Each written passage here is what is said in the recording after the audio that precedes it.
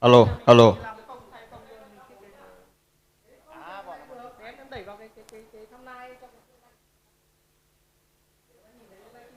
Anh máy này có tiếng không?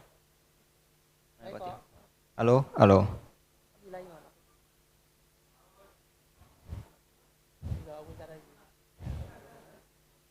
Alo. Lô, lô. Lô, lô. Lô. Không nghe gì.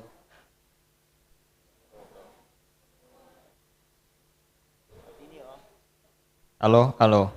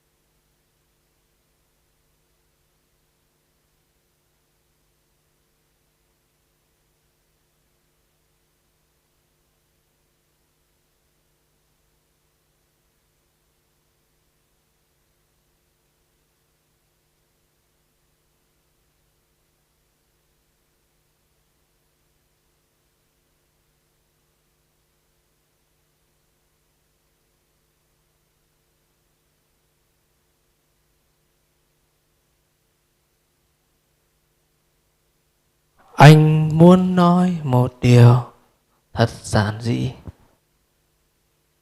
Test mic. Bắt đầu đứng dậy. 1, 2, 3, 4, 5. Bắt đầu đứng dậy. 1, 2, 3, 4, 5. Ngon chưa? Hình khớp tiếng chưa? Mạng ngon nó khác nè. Không lag không giật được. Mạng có giật thì khớp tiếng chưa? Mạng ngon.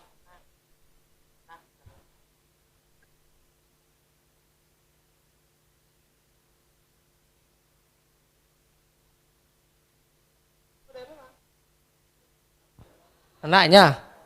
1, 2, 3, 4, 5, 6, 7, 8, 9, 10. 5, 6, 7, 8, 9, 10. Ăn hết đi. Hình tiếng.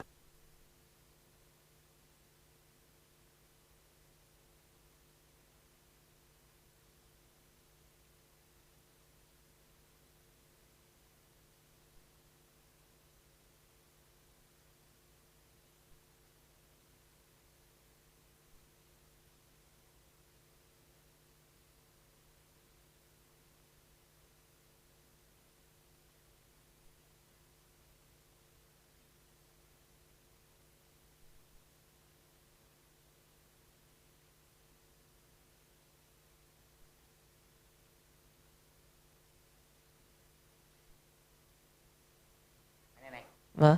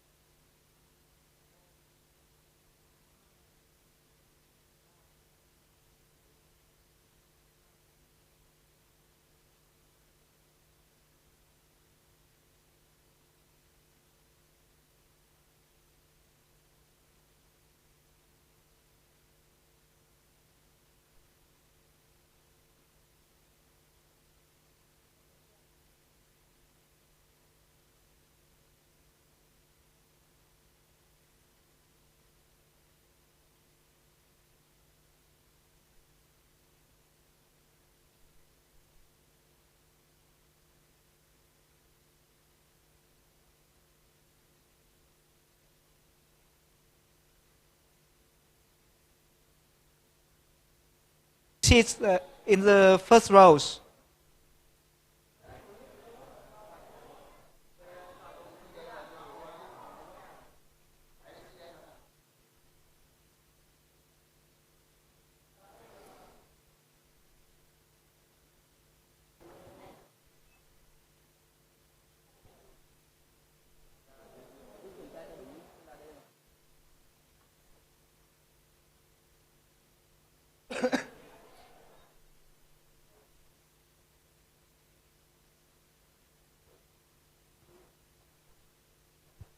Yeah. Hello, hello.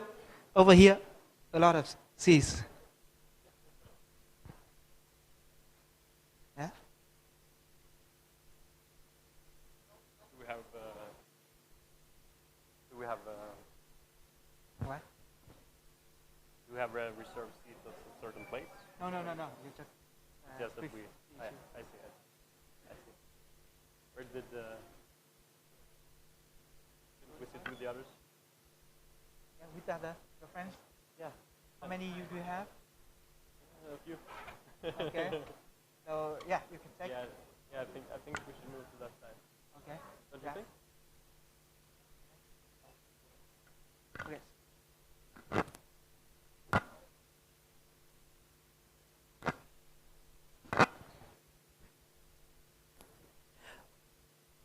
Mời mọi người dồn lên phía trên ạ, sợ những người sau đến muộn người ta sẽ có chỗ ngồi phía dưới thì mọi người dồn hết lên phía trên.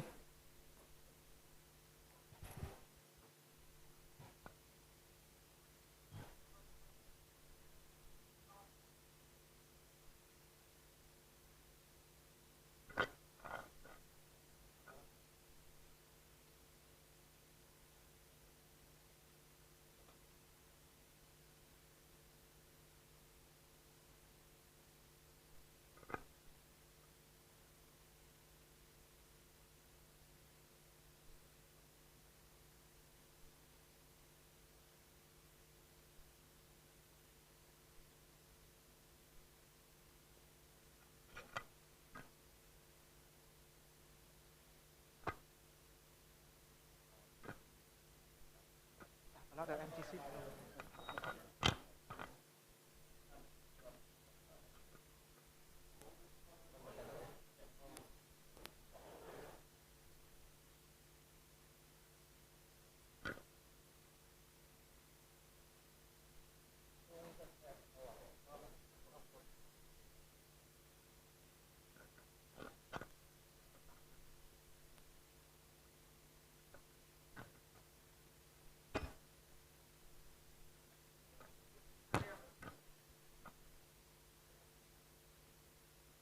Mọi người lên hết trên nhé.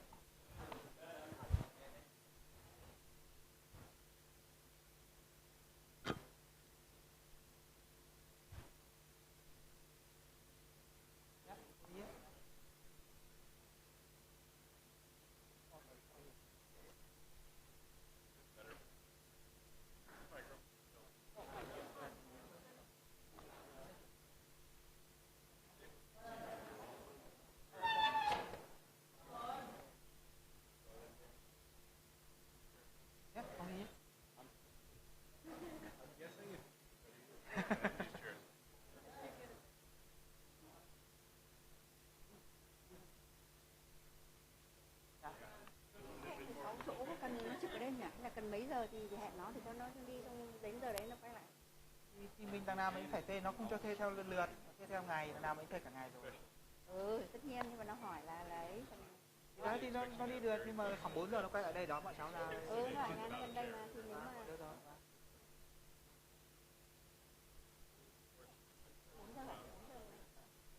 4 giờ bọn cháu sẽ rút trước, độ còn lại thì cuối sau cái xe mà đưa đây thì có một xe 45 chỗ. Còn xe 145 chỗ đưa sau, cô sẽ đi cùng xe đấy. Xe 45 chỗ là những ngày ở đây mà tiếp tục sang Intercon ăn tối ấy, thì đại biểu thôi, thì cũng không có nhiều đâu, nhưng cứ thuê 45 chỗ. Nó cứ hỏi lại. Bây giờ được. Mấy trăm người thôi. Mấy trăm người thì không biết, nhưng mà chỉ có một xe 45 chỗ thôi, cho nên là ai cần thì cứ ai lên trước thì đi, còn lại thôi. Đăng ký thôi, chứ mình không biết được mà. Khi mà đăng ký trước thì mới thuê xe. Thông báo này. Thông báo này. Yeah. Hi everyone.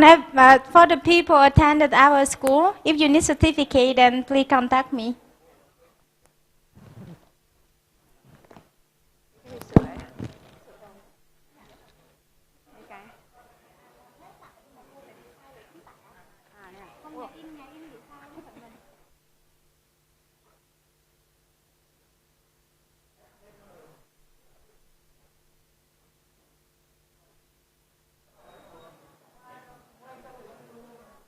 Anh Châu ơi, anh Châu.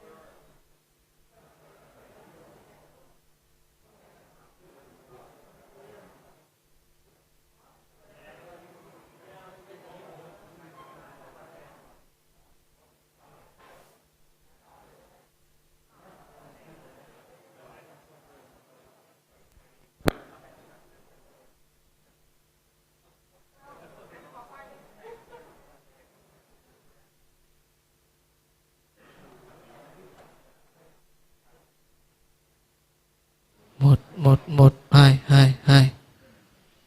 Ok.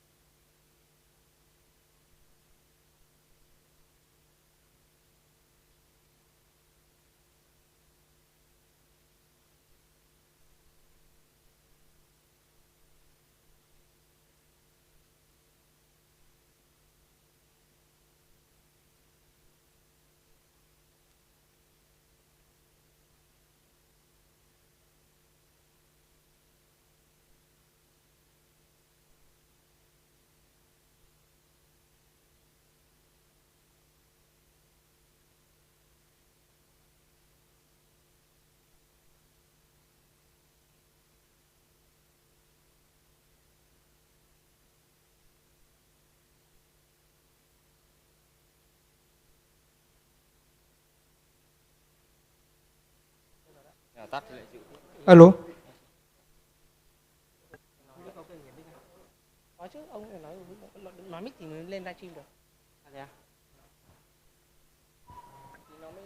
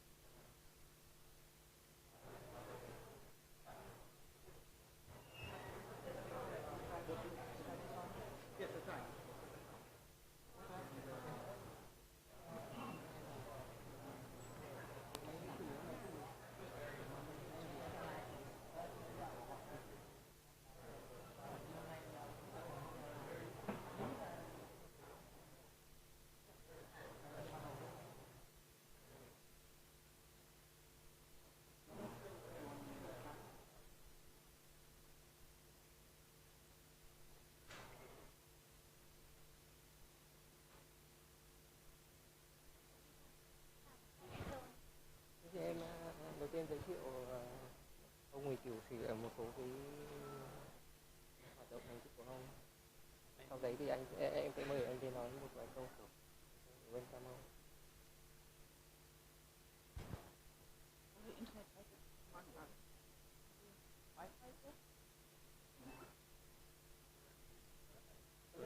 Ở đây có wifi không?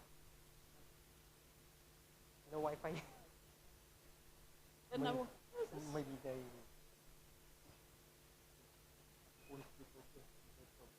Have the talk.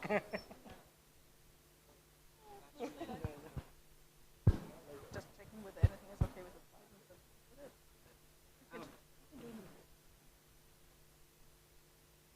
I know some people have data.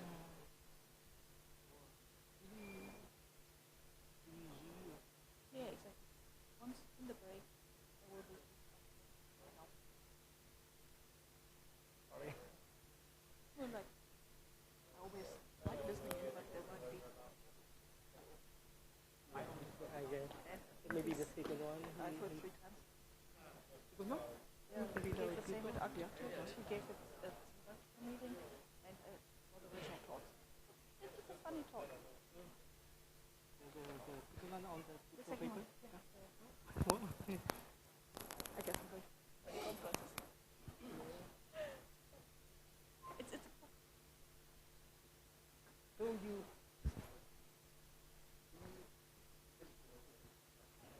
don't worry, we sit in the back, we're not going to disturb.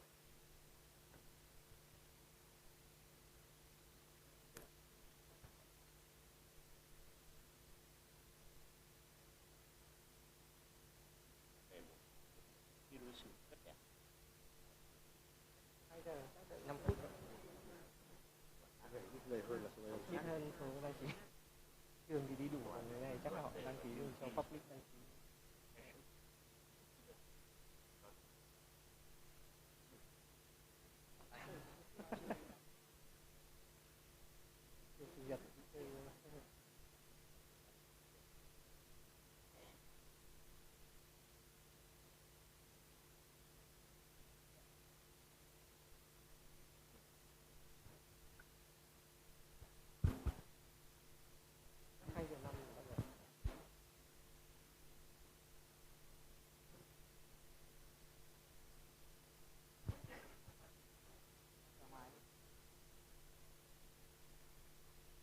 Still walk away, also forgot about visas.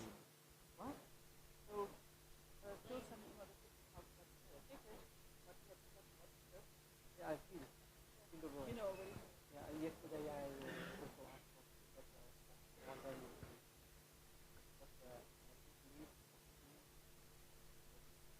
on the one day the wrong number they leave as a one.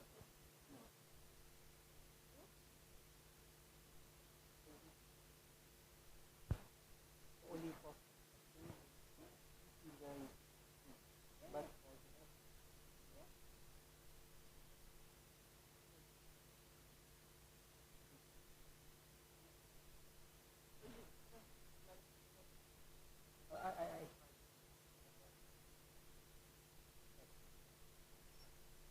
I didn't know you knew already, so I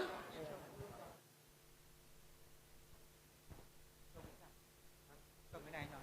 Cầm thế đi khi nào anh gọi là thì là gấp luôn thì chắc là sắp rồi. Không có thì anh cầm cái này nhé, xong em đưa về đấy cho anh. cái này xịn hơn. Anh nói nét hơn. Nét hơn. Cái này xịn. Thôi đưa đi lại. Anh đưa cho ông ấy cái này rồi anh cầm cái này anh giới thiệu. Có phải cầm cái Xong hết rồi, sẵn sàng hết rồi. Anh nói đi, để em đưa cho. Anh nói xong em sẽ đưa. Anh ra đứng đầu kìa. Anh ra Alo. Anh với anh Châu nói xong em sẽ đưa cho ông ấy. Bắt đầu. So, good afternoon, everyone. So, we are very, very happy to welcome Adi Shamir, one of the founder of the public key cryptography, giving lecture here. So, you will know Adi Shamir at the 17 years after the introduction of the public key encryption by Diffie Hellman, 1 year later, Ron Rivers, Adi Shamir, and Leonard Adelemans proposed the first practical public key encryption, and thus the RSA encryption was used most in practice today. So, but besides the RSA system, Adi Shamir has a lot of foundation and fascinating contribution to the cryptography. Especially, you know about he introduced the secret sharing that we know like Shamir secret sharing, or the introduced notion of identity-based encryption, which is now one of the most one of the very interesting research domain. And besides construction, Adi Shamir also known for many interesting results in cryptanalysis. So he gives attack on both public key encryption, like the Knapsack crypto system that Nico Bliss mentioned this morning, and also in secret cryptography with the differentiation, cryptanalysis, or side channel attack. And beyond the cryptography, Adi Shamir also have a fundamental result contribution to the computer science. And in particular, he complete the proof that IP equal to P space, which relate the problem solvable by interactive system in time complexity to the problems that can be solvable in space in polynomial time. So something very interesting between the interactive proof, classical proof, time complexity, space complexity. So you see, with many fundamental contribution, he was awarded to many prizes, and in particular, the Turing Award is the most prestigious prize in computer science.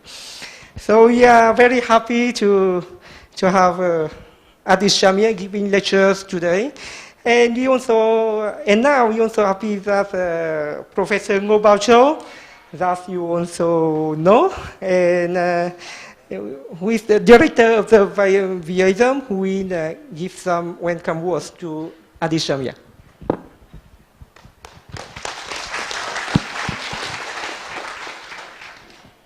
Ladies and gentlemen, so I have a dream when I was young, that was to meet Euclid and Euler and Fermat, right? Because those that are founded the father of mathematics. But I'm afraid that my dream can never be fulfilled. But you guys who work in cryptography, your dream can be fulfilled today, right? So introduce Professor Shamir, who is one of the founders of this young science of cryptography, but yet it is intellectual and so fascinating, and that you have, of which you have application everyday life, every walk of life. So as scientific director of the VISM, Vietnam Institute for Advanced Study for Mathematics, actually happy and honored today to welcome Professor Shamir, who is going to give public talks on cryptography science. Please.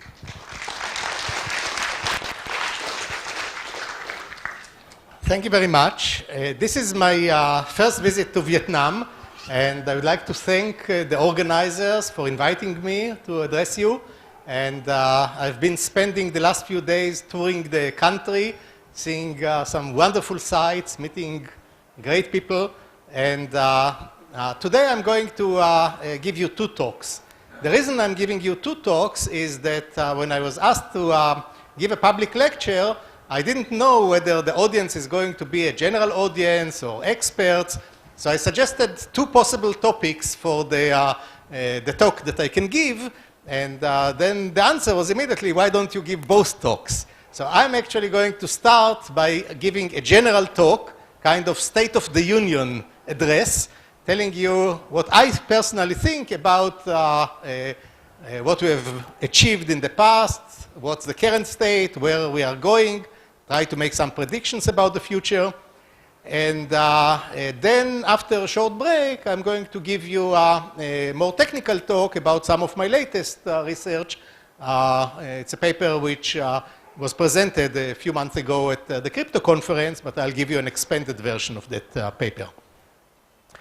So let's make the talk very informal, and if you want to ask any questions, please don't hesitate to raise your hand in the middle and ask the question, and we can also wait until the end of the talk and you can ask more questions. You know that this is a very historical time, because just a few weeks ago we were celebrating the 40th anniversary of the first major paper which was published in academic cryptography, and this is the paper New Directions in Cryptography, published by Diffie and Hellman in the November 1976 issue of IEEE Transactions on Information Theory. And this was the paper that really started a major change in academic research. So I was fortunate to be there essentially from the beginning. I arrived at MIT in late 76, and I started working with some colleagues there about cryptography. So I've witnessed those 40 years and tried to contribute also to the development of the field. So as I said before, I'll try to give you an opinionated summary of the field and its development. Now, when I tried to look at the last 40 years, I was trying to put my finger on the major trends that I could identify. So one of the easiest trends was that cryptography moved from secret to public. So by this I mean that until 1976, there were no textbooks available about cryptography. There were essentially no publicly available publications. Cryptography was practiced by the NSA and GCHQ and several other government organizations, but they never talked about what they were doing. They never published papers. And if you wanted to study it, you could only play with some paper and pencil crypto systems from medieval times. You couldn't really learn anything about modern developments. And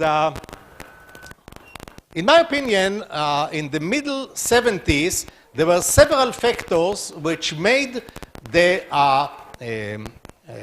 transition from secret to public unavoidable. One of those reasons was the development of computers, and especially of computer networks. So computers stopped working one at a time on their own. They started talking to each other, and they started talking to each other over long distances. And therefore, there was the problem of how do you protect the computer-to-computer communication from being eavesdropped to. This is a civilian application. Of course, the military had been solving it a long time ago about military communication between one field commander to headquarters. But when one company computer was talking to another company computer, this was suddenly a new problem that had to be solved. And banking industry was changing. In the mid-70s, people started using the ATM machines, especially in the US. Until then, you had to go to the bank office and withdraw money by standing in line. Suddenly, you could use an ATM machine in order to withdraw money. And of course, this was a very tempting target for attackers. So IBM and several other companies had to start thinking how to develop ATM machines that are going to protect the release of money. As a result of all this combination of events, the US government realized that it is going to be unavoidable that people outside of military and diplomatic circles are going to start using cryptography.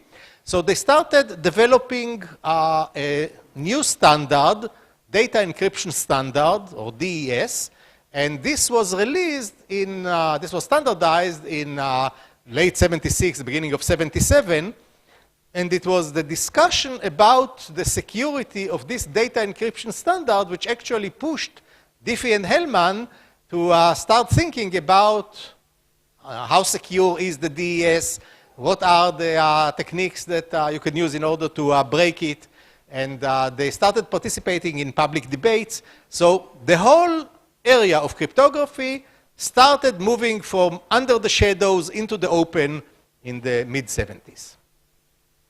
Now, cryptography is also unavoidable, public discussion of cryptography, because it is at the intersection of so many fields that were just being developed at the time.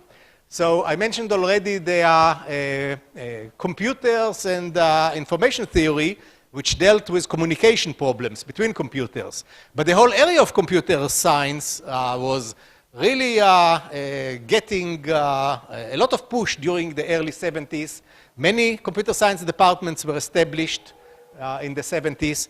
And as a result, people started thinking about all the fundamental issues, including cryptography. High-tech industry was being developed in the early 70s. The first microprocessors were made available, so people could build their own computers and could talk to each other. So many, many different reasons all resulted in crypto going from secret to public. I mentioned all this already. Cryptography was also unavoidable for one more reason. It's just too much fun to work in cryptography. You see, cryptography gets a lot of media attention. Every time there is a hacker who is breaking into some communication and leaking out embarrassing results, or somebody stealing a lot of money from a bank, or somebody breaking a major crypto system, the media just loves such stories. So if you are a student of computer science working at university, suddenly you see that there's a lot of action and a lot of developments. It is also full of delightful ideas, ideas which are so simple that in 5 minutes you can explain them to someone who had never heard about cryptography, and they will say, wow, that's an interesting idea, I like it. And it serves as an excellent educational tool. I'm often asked to go and give public talks, especially to high school kids, sometimes even elementary school kids, and they always love cryptography. You just show them how you move secrets around and how you do all kinds of things that intuitively are impossible to do, and suddenly their eyes light up, and many of them later on decide to become computer scientists or cryptographers based on such public lectures. The second major change which happened over the last 40 years is that cryptography was strictly national at the beginning. Usually a country developed a crypto system for its own use. It didn't divulge anything about the design. It didn't divulge anything about techniques it developed in order to break other countries' crypto systems. So each country was on its own. There was no collaboration except for, few cases like the US and the UK, but the norm was that countries did not cooperate with other countries in areas related to cryptography. Today, cryptography is certainly international. So if you think about standards, for example, in the past, until the mid-1970s, there was no crypto system which was used by a large number of countries. Every country tried to be different. But the world got interconnected, and it is impossible to develop electronic commerce or to interact over the internet if each country is going to close itself in a system which cannot talk to other country systems. The geography of cryptography is interesting. It started in the US. So until 76, there were essentially 0 academic researchers in cryptography in the US. In the mid-70s, maybe there were less than 10 academics working in it. But it developed rapidly, and when the first crypto conference was held in Santa Barbara in '81, there were already 100 people who registered for the first crypto conference. Then it was followed in Europe, which many people in France, in Germany, in the UK got interested in cryptography, and they established the ASIACRYPT conference. And a few years later, it rapidly started to expand in Russia, in Asia, where ASIACRYPT was established, and you know that next week we are going to have the ASIACRYPT conference held here in Vietnam. The third major change which happened over this period is that cryptography moved from art to science. If you look at how crypto systems were developed and how crypto systems were broken in medieval times, in the 19th century, in the first half of the 20th century, it was just a collection of ideas. You said, this seems to be like a good idea to use in a crypto system. There was really no theory, and there were no general purpose techniques how to break a variety of crypto systems. And it was all very ad hoc. And the whole area of the science of cryptography, trying to develop methods for encryption, which are using results from complexity theory. This is the area of computer science which tries to understand the difficulty of performing certain computational tasks. All this really started only with the academic research. And today, as a scientific field, it is flourishing. It is taught, cryptography is taught at most major universities. It attracts many excellent students, including hopefully most of the people that I see here. It is discussed at close to 100 conferences each year. I'm trying to go to as many conferences as I can, but I cannot possibly go to all the crypto conferences. I could do it 30 years ago, but today there's no chance. There are almost 1,000 papers in cryptography which are published in the major repository of cryptographic papers each year. Major conferences have more than 500 registrants in them. And the biggest trade show in cryptography, the RSA conference, is held each year in California, and it attracts more than 40,000 participants. So it's really a flourishing area. And it received the ultimate seal of approval from the general computer science community, because 7 individuals have so far received the Turing Award based on their work in cryptography. And that's a very high percentage. This is not for a kind of prize which is given by cryptographers to cryptographers.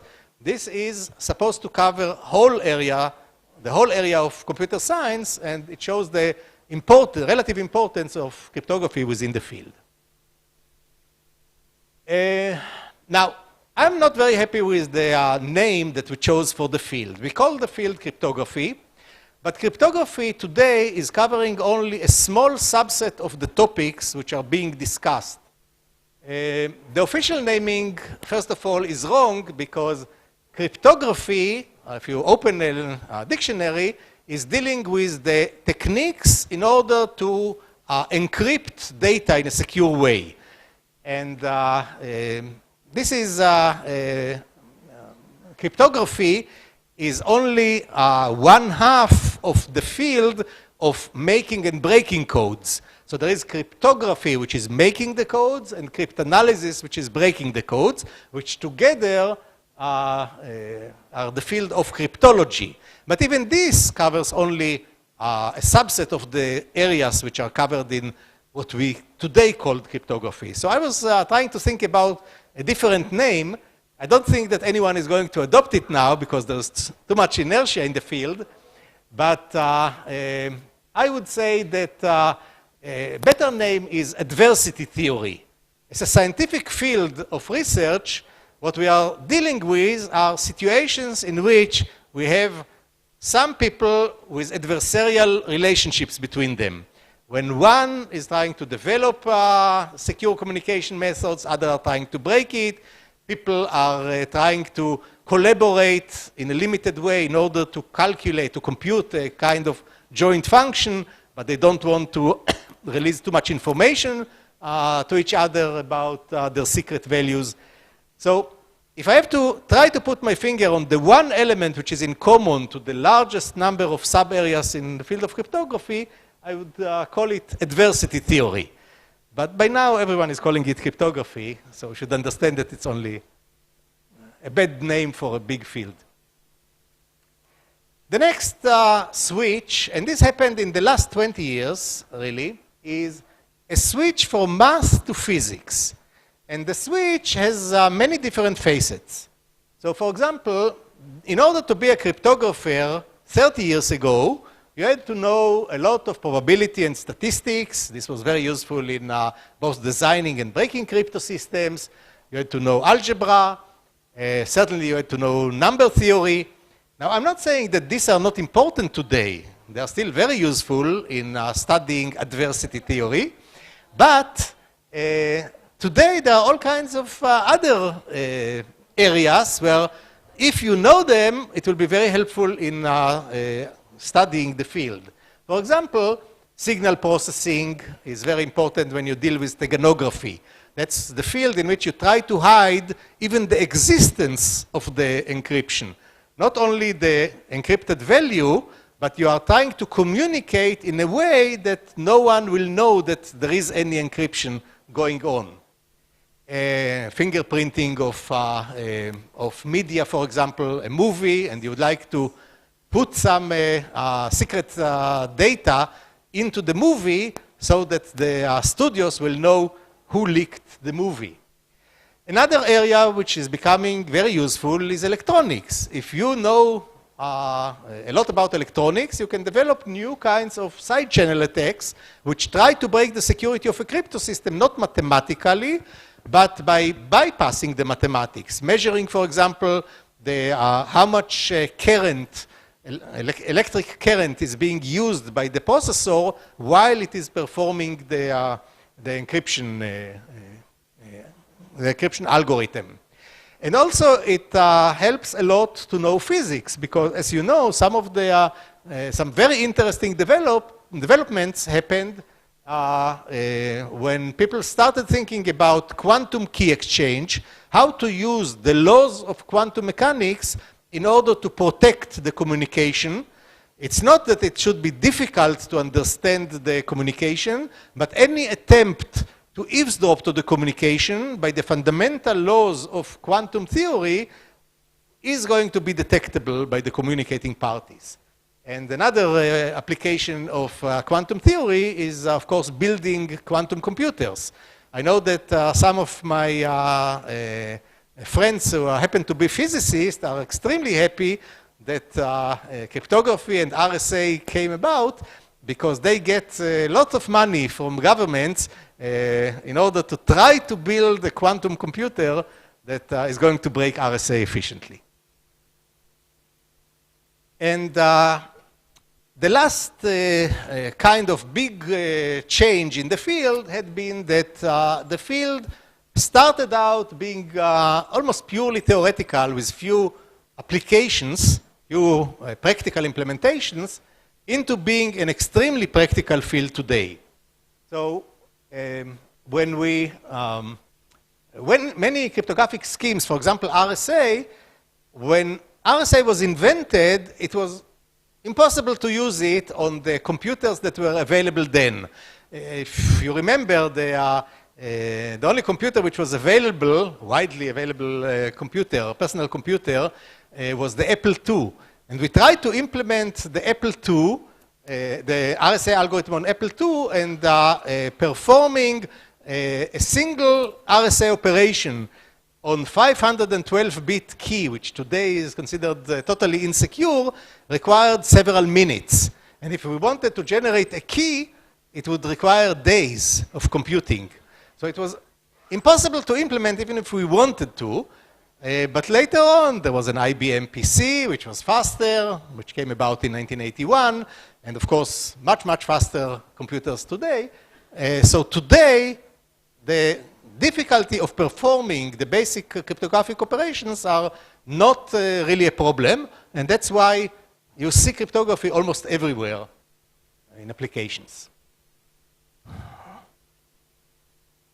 actually, there's one more point, and this is that we switched from political to legal issues. But here, after, for example, Trump was elected in the US, maybe we are going to switch back to political issues. So in the past, the whole area of cryptography, because it was a single country issue, there was a lot of competition between countries.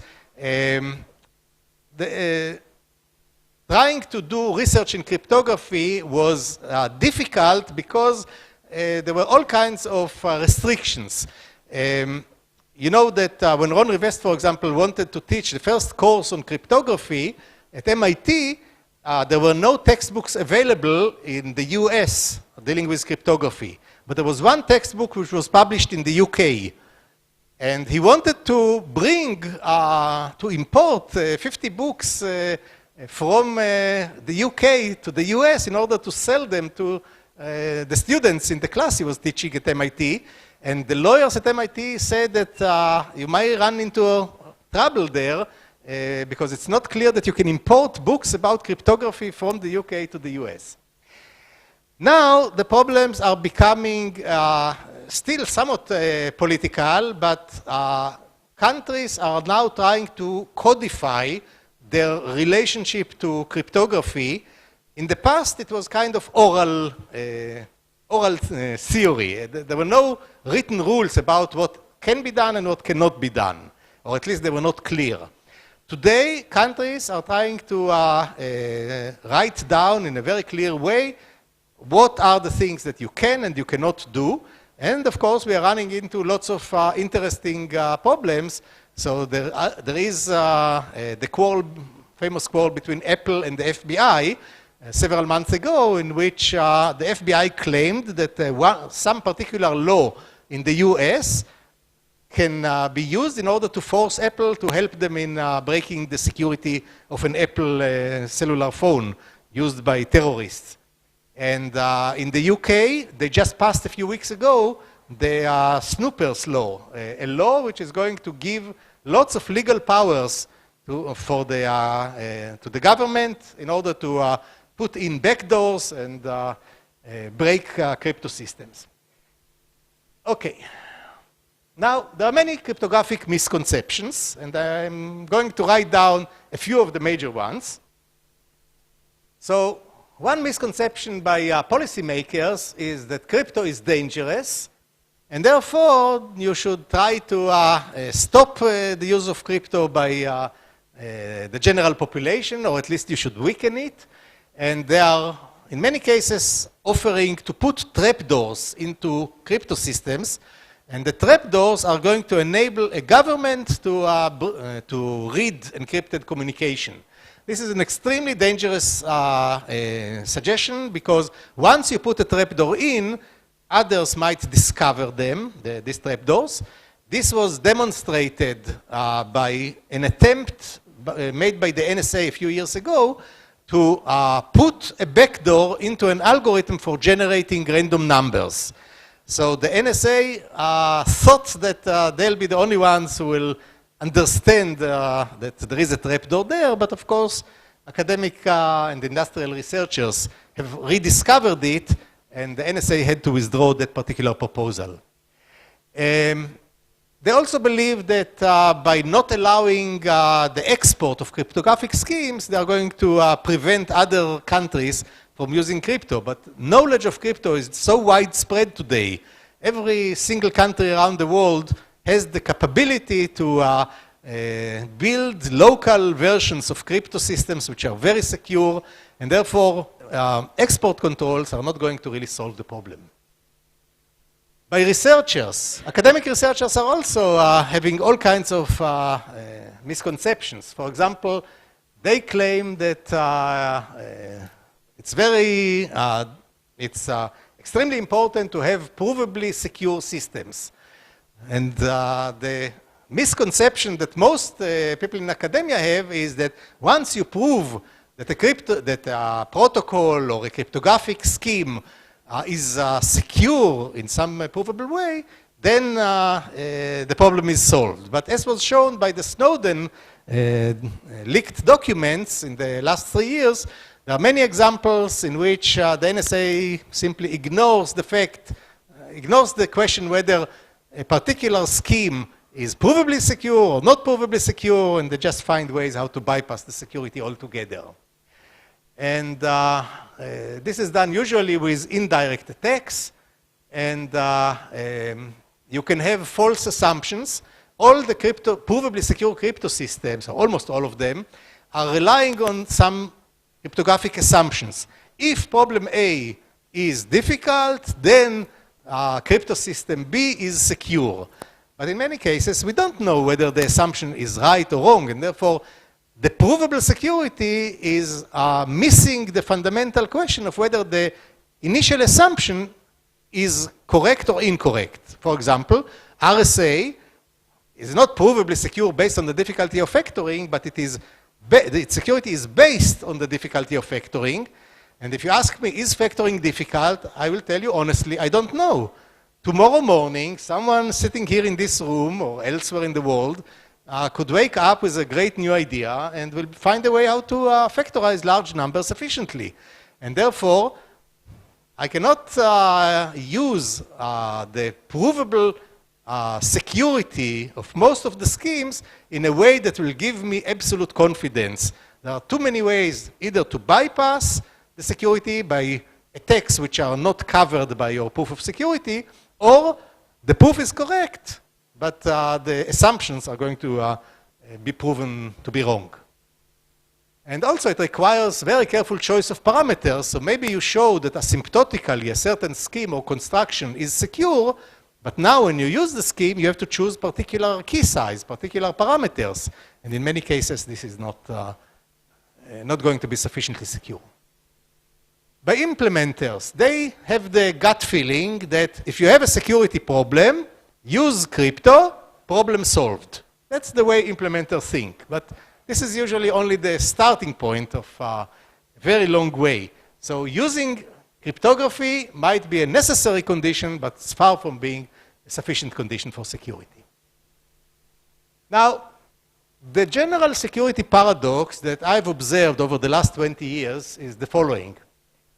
Can be summarized by the following sentence. We are winning the battles, but losing the wars. If you ask me, is my computer today, is this laptop that I have on the desk here, more secure than the computers I was using 30 years ago? The honest answer I have to tell you is no. Because when I bought my first computer in the early 80s, it was not connected to the internet. So if somebody wanted to get the data out of it, he had to break into my home or office and steal the data physically. If you think about how the operating system looked at that time, it was all on one diskette, which was write protected. There was no way to infect it with a virus. You know, I was absolutely sure that the operating system I was using today is the same as the operating system which I am using tomorrow, because my operating system was sitting on a write-protected device. Right now, the operating system keeps evolving in all kinds of strange ways which you don't understand, and vulnerabilities could creep in as a result. So we have much better understanding today, after so much academic research, about all the fundamental issues in cryptography. We do much better in the details. But are we more secure today than we were a long time ago? Here my answer, unfortunately, is no. And here I can talk about many sub-areas. In privacy, the current situation is much worse than it was 20 or 30 years ago. Computer security and hacking, it's much easier to hack into computers today than it was then, etc., etc. Now, many years ago in the late 80s, I was asked to give a public lecture, and I was asked to try to summarize the lessons that you want everyone to remember. So I phrased what I called then the 3 laws of security, and I'm very glad to tell you that they're basically true today, and even shown to be true with every new generation of attacks. So the first thing I predicted back in the 80s was that absolutely secure systems do not exist now and will never exist in the future. the dream of getting absolutely provable security with no way of anyone stealing data from you is unachievable. And trying to reach such ultimate security is going to be chasing fool's gold. The second law is that cryptography will be bypassed and not penetrated. Already in the late 80s, we had good crypto systems. And I felt that we are likely to resist for a long time direct mathematical attacks on crypto systems. And what I was worried about are all kinds of ways how to steal the keys, how to Trojan the system, how to do things which are outside the regular scope. And if you look at all the Snowden revelations, they are all telling you this story. The NSA is so good at breaking crypto systems, not because they are so good mathematically, but because they do so many strange things to our computers and to our systems and to our communication gear. And the third one was trying to be quantitative. I tried to explain why it's so difficult to get security right. And I say that in order to halve your vulnerability, you have to double your expense. So initially, the economics works very well. You know, I want to increase my security, to reduce my vulnerability. I spend a little bit extra money. I implement cryptography. I do some reasonable key exchange mechanism. And now I'm much better off. But if you are now trying to improve it even further, every time you try to halve the vulnerability, you are doubling the expense. And therefore, it becomes exponentially difficult to get the last bug out of the Windows 10 operating system. You can get it better and better and better, but the last few bugs are going to always be there because they are so hard to identify. Yes? Yes?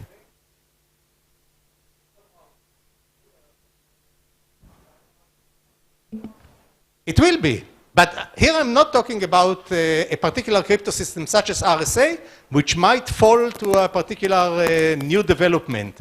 When I talked about cryptography, it was in a general sense that most crypto systems, even if they require the building a quantum computer, I'm going to assume that at least initially it is going to be very expensive, very complicated. Maybe the NSA will have 3 such quantum computers in its basement, and they will use it in order to break a few select keys used by the Russians or Chinese. But, you know, if you are millions of possible keys, most of them are probably going to be bypassed and not broken, even if a quantum computer is going to be made available in small quantities. So even in this case, it will be bypassed. Okay. Now, cryptography is a very rapidly moving field. So I tried to look at the main topics that were discussed every 5 years during this 40-year period. So if I try to think about the early period, from 76, when Diffie and Hellman published their first paper, until 81, most of the papers which appeared there were about public key cryptography and a variety of basic schemes and techniques. RSA, the Diffie-Hellman key exchange mechanism, the Merkel-Hellman public key schemes based on knapsacks, etc. Between 81 and 85, there was a sudden shift with the work of Silvio Micali and Shafi Goldwasser and Oded Goldreich. Everyone got interested in formalizing the field, understanding what is a good definition for cryptographic security, trying to show reductions, that if you can break this, then you can break that. So we moved from just a general set of techniques into a scientific field with proper definitions, proper proofs, fundamental lemmas, and so on. The next 5 years were all about or mostly about zero knowledge and secure multi-party computation. So people realized that when you can talk to someone, you can prove to them in zero knowledge complicated statements. And it was mentioned during the introduction that in 1990, there was a proof that characterized exactly what is the power of interactive proofs. And secure multi-party computation was also developed during those 5 years. From 91 to 95 was a period in which we made big strides in developing fundamental cryptanalytic techniques.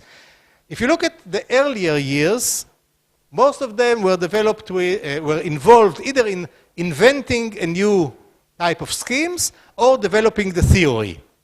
And in those 5 years, in the early 90s, suddenly the first general purpose cryptanalytic techniques had been developed. So with differential attacks that I developed together with Eli Biam, and with linear attacks, which were developed 2 years later, or 3 years later by Dr. Matsui, we suddenly had general purpose cryptanalytic techniques. And also, towards the end of this period, in 1994, Peter Shor came up with the amazing result that if you had quantum computers, then you could factorize large numbers sufficiently. So these were the main topics being discussed. The next 5 years were devoted to side channel attacks. Paul Kocher came up with a very inventive attacks based on timing attacks, timing information, on power analysis.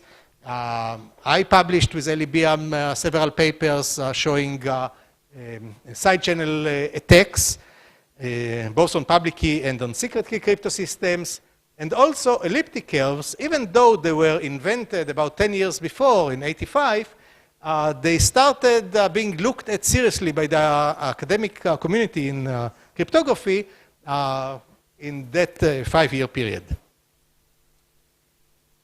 Then, between 2001 and 2005, there were the many applications of pairings, starting with ideas by Dan Bonnet and colleagues showing how to use pairings in order to build identity-based schemes, and all kinds of other applications. Lightweight cryptography became interesting, and also due to the paper published by Peter Shor, post-quantum crypto systems became a serious topic of discussion. And towards the end, in 2004, 2005, all of a sudden there was a new wave of collision finding attacks on hash functions.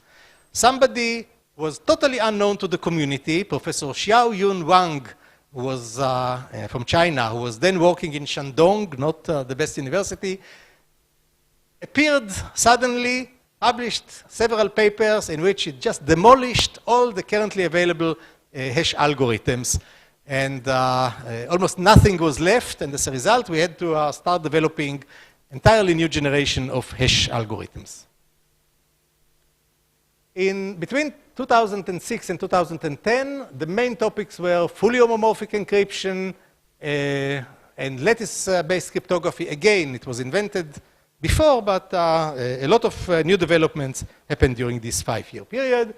And then the next 5 years, multilinear schemes, obfuscation became major topics of research, and altcoins. These are the payment mechanisms which are based on cryptography, such as Bitcoin, became very interesting, and they are dealt with by annual conference, such as financial cryptography, and it's still not clear what will happen to them. Now, what are the major trends in the basic schemes? So AES is now everywhere. People are not using the DES anymore. People, unless they need especially lightweight crypto systems, everyone is using AES. There are no patents about it. It had been shown, it had resisted cryptanalysis very, very well. And I personally don't think that AES will be broken anytime in the foreseeable future. Again, I might be wrong. There are no proofs here, but I believe that AES is an excellent choice for any kind of application you have in mind. And even the US is recognizing it, and the NSA is allowing top secret communication of the US government to be encrypted by AES with a large key. In public key cryptography, RSA still surprises me. You know, it was the earliest public key crypto system. There were lots of other later crypto systems which were invented and then broken, and for some mysterious reason, the first suggestion is still with us today. I don't understand it, we were lucky, but I don't see any major new development in the last few years in the security of RSA. There are incremental improvements in all kinds of aspects, but still there hadn't been any public demonstration of factorizing a 1024-bit number. I personally believe that the NSA can break 1024. That's why I recommend for everyone to use at least 2048-bit numbers. But if you use 2048, I think that it is very, very secure. And elliptic curve cryptography had been improving in acceptability, in its performance, all kinds of new variants had been suggested. So we have now a very good set of primitives in public key cryptography. Post-quantum schemes is a wild card. Many of them are based on lattices. I don't think that we understand lattices sufficiently in order to feel comfortable about any kind of lattice-based crypto system, especially if you want to choose a particular set of parameters, particular key size. I think that there may be all kinds of nasty surprises. I personally think that lattice-based crypto systems are not ready for prime time. Maybe in a few years, but at the moment there is still too much uncertainty about exactly how secure they are and what is a good choice of parameters. Now, over the years I've made all kinds of provocative and controversial statements, so here I brought a collection of some of the things I predicted in the past. So when applied in practice, I personally think that security should not be overdone. By overdone, I already mentioned that, you know, insisting that everything should be provably secure, I think it's going the wrong direction. It will not be perfectly secure due to all the side channel attacks and other attacks, and you are going to waste a lot of resources in order to make everything absolutely perfectly secure.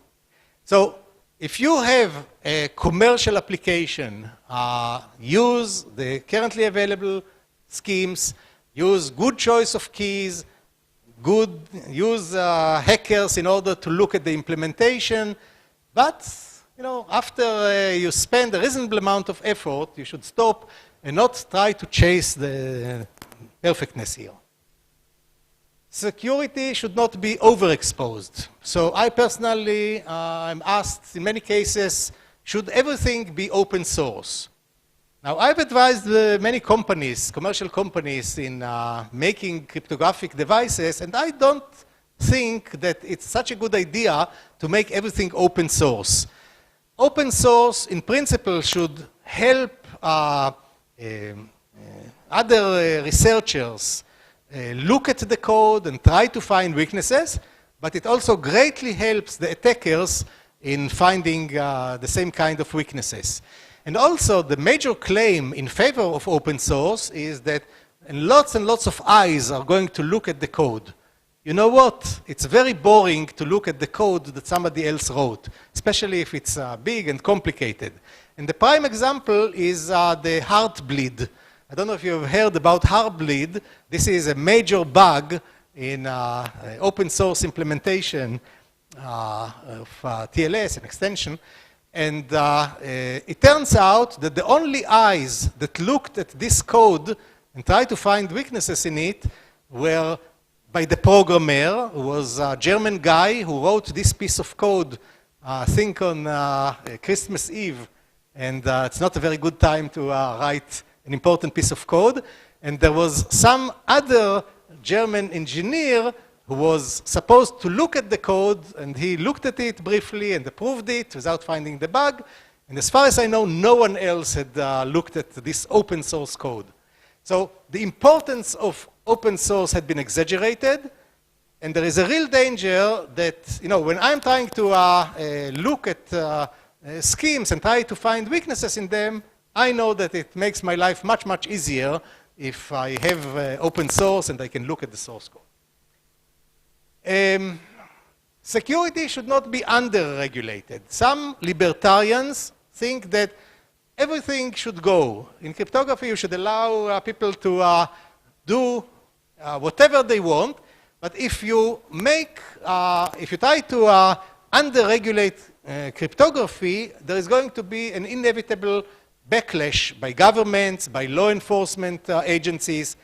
You know, if things swing too much in one direction, then the governments are going to push back.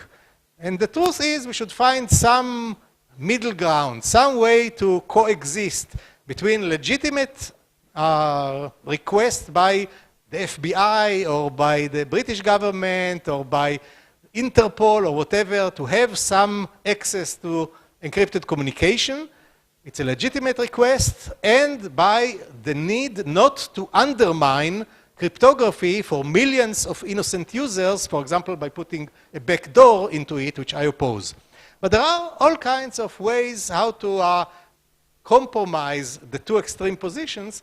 So I, unlike many other people in cryptography, I believe that some reasonable level of regulation is actually going to be good for the field.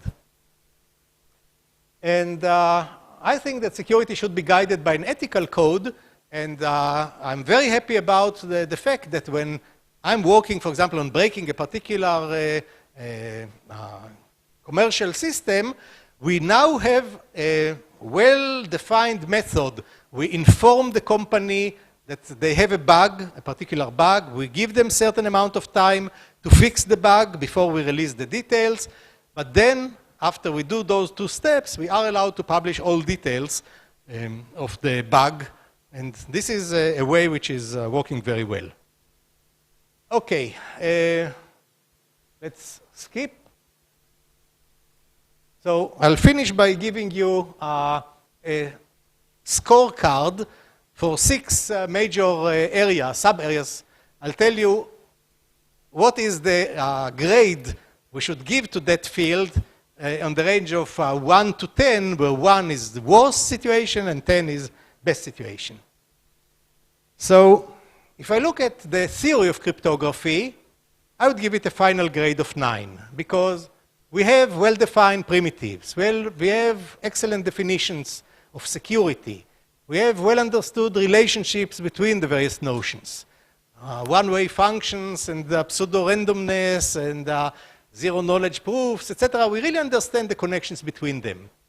And there are beautiful mathematical results. And there is a constant stream of fresh ideas into the field of the theory of cryptography. It's working great. I don't want to give it 10, but I'll give it 9.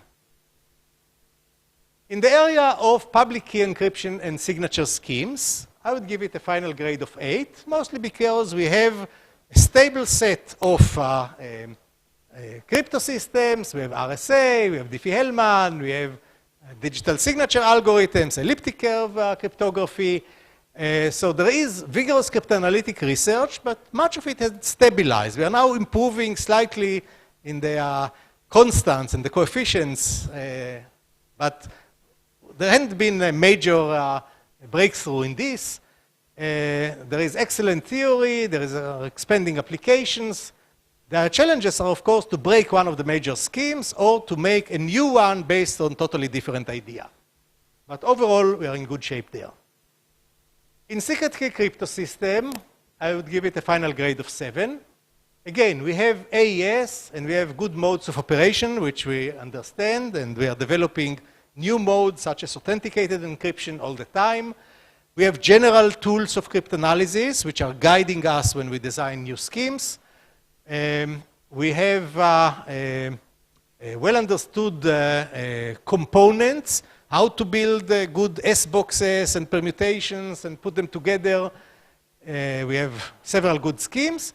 The challenge is to connect the very strong theory, which we have with the strong practice. So right now we have strong practice, we have strong theory, but they are a bit separated from each other in the sense that we cannot use any theoretical result in order to prove that AES, for example, is unbreakable.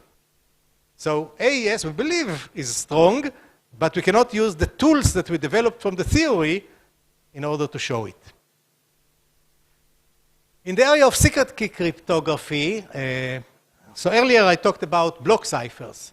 Now if I move to stream ciphers, I will give it a fairly bad grade, because we are still using all kinds of old-fashioned techniques based on linear feedback shift registers. There are a few general-purpose attacks, such as fast correlation attacks or some algebraic attacks, but there are limited cryptanalytic tools, narrow choice of primitives, many insecure schemes had been proposed. So if you look at the list of failures, it's probably longest in the area of stream ciphers. And most researchers are losing interest in this area. You don't see many papers published about stream ciphers in the last few cryptos or Eurocrypts or ASIACRYPTs. In theoretical cryptographic protocols, final grade of 8, we have zero knowledge and interactive proofs, many really beautiful results. The problem is that fully homomorphic encryption, for example, is a great theoretical protocol, but it is way too slow. And we should really try to find ways how to make the beautiful ideas in our theoretical cryptographic protocols more applicable in practice. If we look at the practical cryptographic protocols, I would give it a grade of 5, because there are lots of buggy protocols. Some of them have been proven secure and then shown to be actually insecure. Some of them have no proof at all. We keep finding new bugs. In TLS, for example, there had been endless stream of problems which had been shown. We have reasonable design primitives and improving theory, but the challenges are how to incorporate side channel attacks into the practical crypto system. We have no good way how to say this crypto system is secure even against side channel attacks. We may say it is secure against power analysis, and maybe even against power analysis using only one probe. But once you go beyond the assumptions, then all bets are off, and the crypto systems and those practical cryptographic protocols are often failing. I'll rush a little bit through my cryptographic predictions. According to a famous saying, the future will be the same as the present, but longer. So, not surprisingly, I'm not going to give you a major, unexpected prediction. I believe that AES will remain secure for the foreseeable future. I think that some public key schemes and key sizes will be successfully attacked in the next few years. I told you already, RSA might fail tomorrow.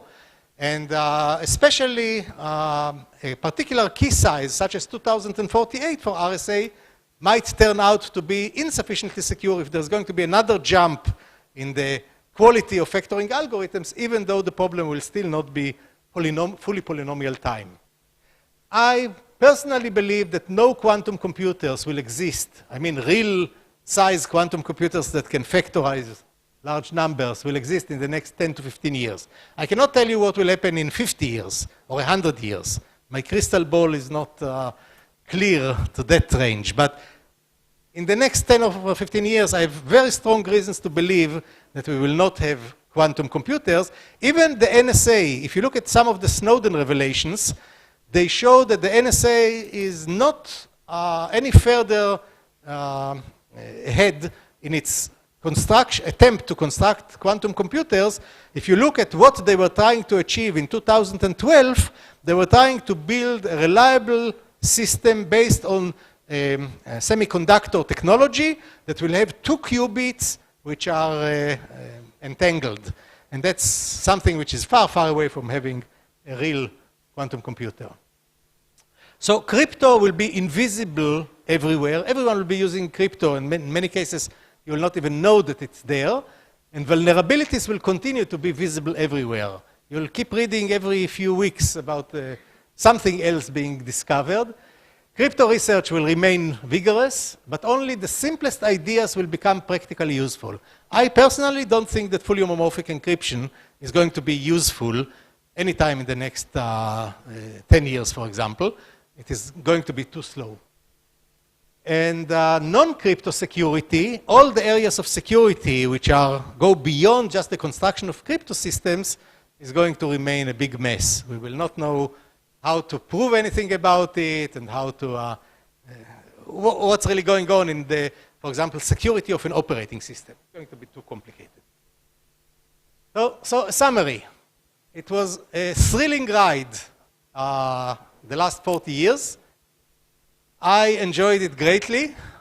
I'm sure that there are many new things that are going to happen over the next 40 years.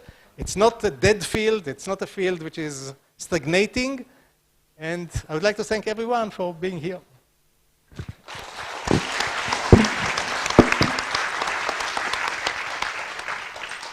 So we have time for questions. So feel free to ask questions.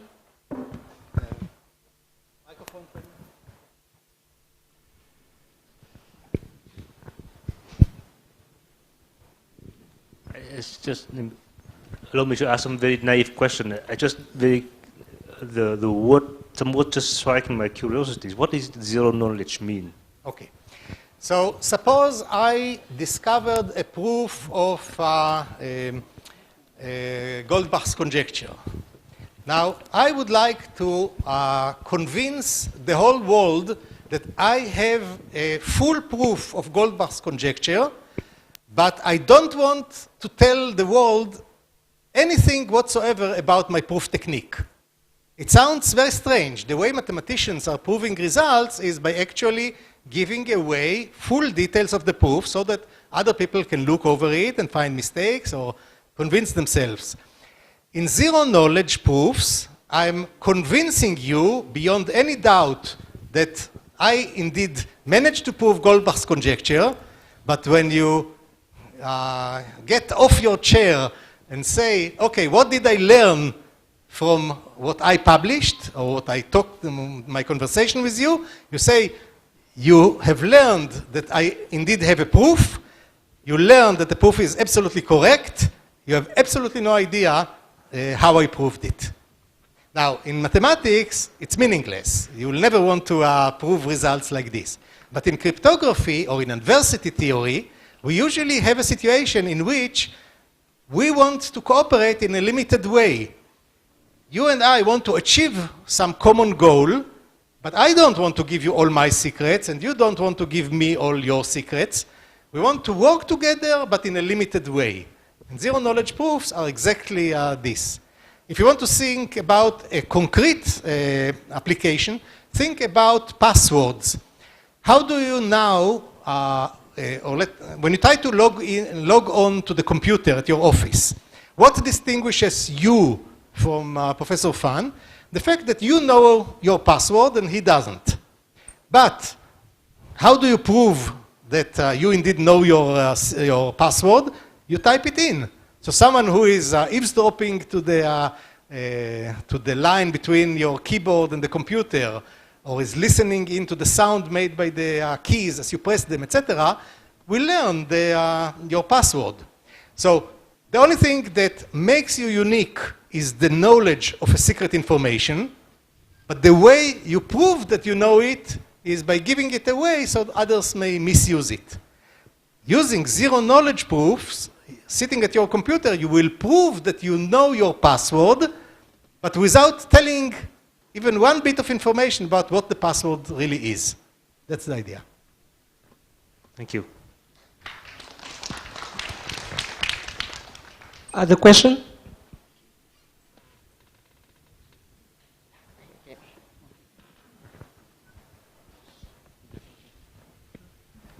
So given everything that we learned from Snowden, and in particular the role of, say, the US government in constantly sabotaging cryptography, I'm curious how we can improve organizations like NIST, who are less trusted than, say, a couple cryptographers in this room now. Should we try? I mean, I feel like we need something like NIST, and yet with Project Bull Run, we know the US government is constantly trying to undermine cryptography, and everyone in Vietnam is a fair target to the NSA in their own minds. So I wonder, how do we solve that problem? Actually, one of the best ways to improve NIST is by getting the NSA to admit its failures. If you look at how NIST reacted to the discovery of the backdoor that NSA tried to put into one of those standards, they were furious. NIST is going to be much more skeptical in the future about anything which is proposed by the NSA due to the discovery of that particular event. I know many people at NIST, and I think that they are honest guys who are really trying to improve computer security. I don't think that in this particular case they were part of the conspiracy of the NSA to sabotage. They simply didn't realize that something bad is being shoved down their throat. I think that in the future they're going to be more careful, so we have already improved NIST in this sense. Now, I had a very interesting conversation with a top guy at the NSA in one of the recent RSA conferences, and he told me, he almost swore to it, that the NSA had only made 2 attempts to influence public cryptography, and one of them was this recent event about sabotaging the pseudo-random generation. And he said that the only other case in which the NSA tried to intentionally weaken cryptography was when they forced the key size of DES to be 56 bits. Originally, it was supposed to be 128 bits, and the NSA said, no way, you should reduce it to 56 bits. And he promised me that other than those 2 cases, they have never tried to do anything similar, and that in retrospect, in both cases, it was discovered fairly quickly and caused a lot of trouble for the NSA, so he believed that they'll not try again. Yes? Can you give me your signature in my book I have brought in Hanoi 20 years ago? Later on, during the break. We do that on break. This is regarding the construction of obfuscation schemes. Yes. So nowadays in the top conferences we see surge of papers on obfuscation. And those really don't mean anything in practice. I mean, those are all theoretically interesting, and actually the constructions are based on multilinear maps, and we have like a, I mean, yeah, so most of the constructions are even not proved under any sort of assumptions. So given that the interest of the researchers in this field is growing exponentially, how do you see the future of obfuscation maybe from 10 years from now on, regarding the practicality of it? Thank you.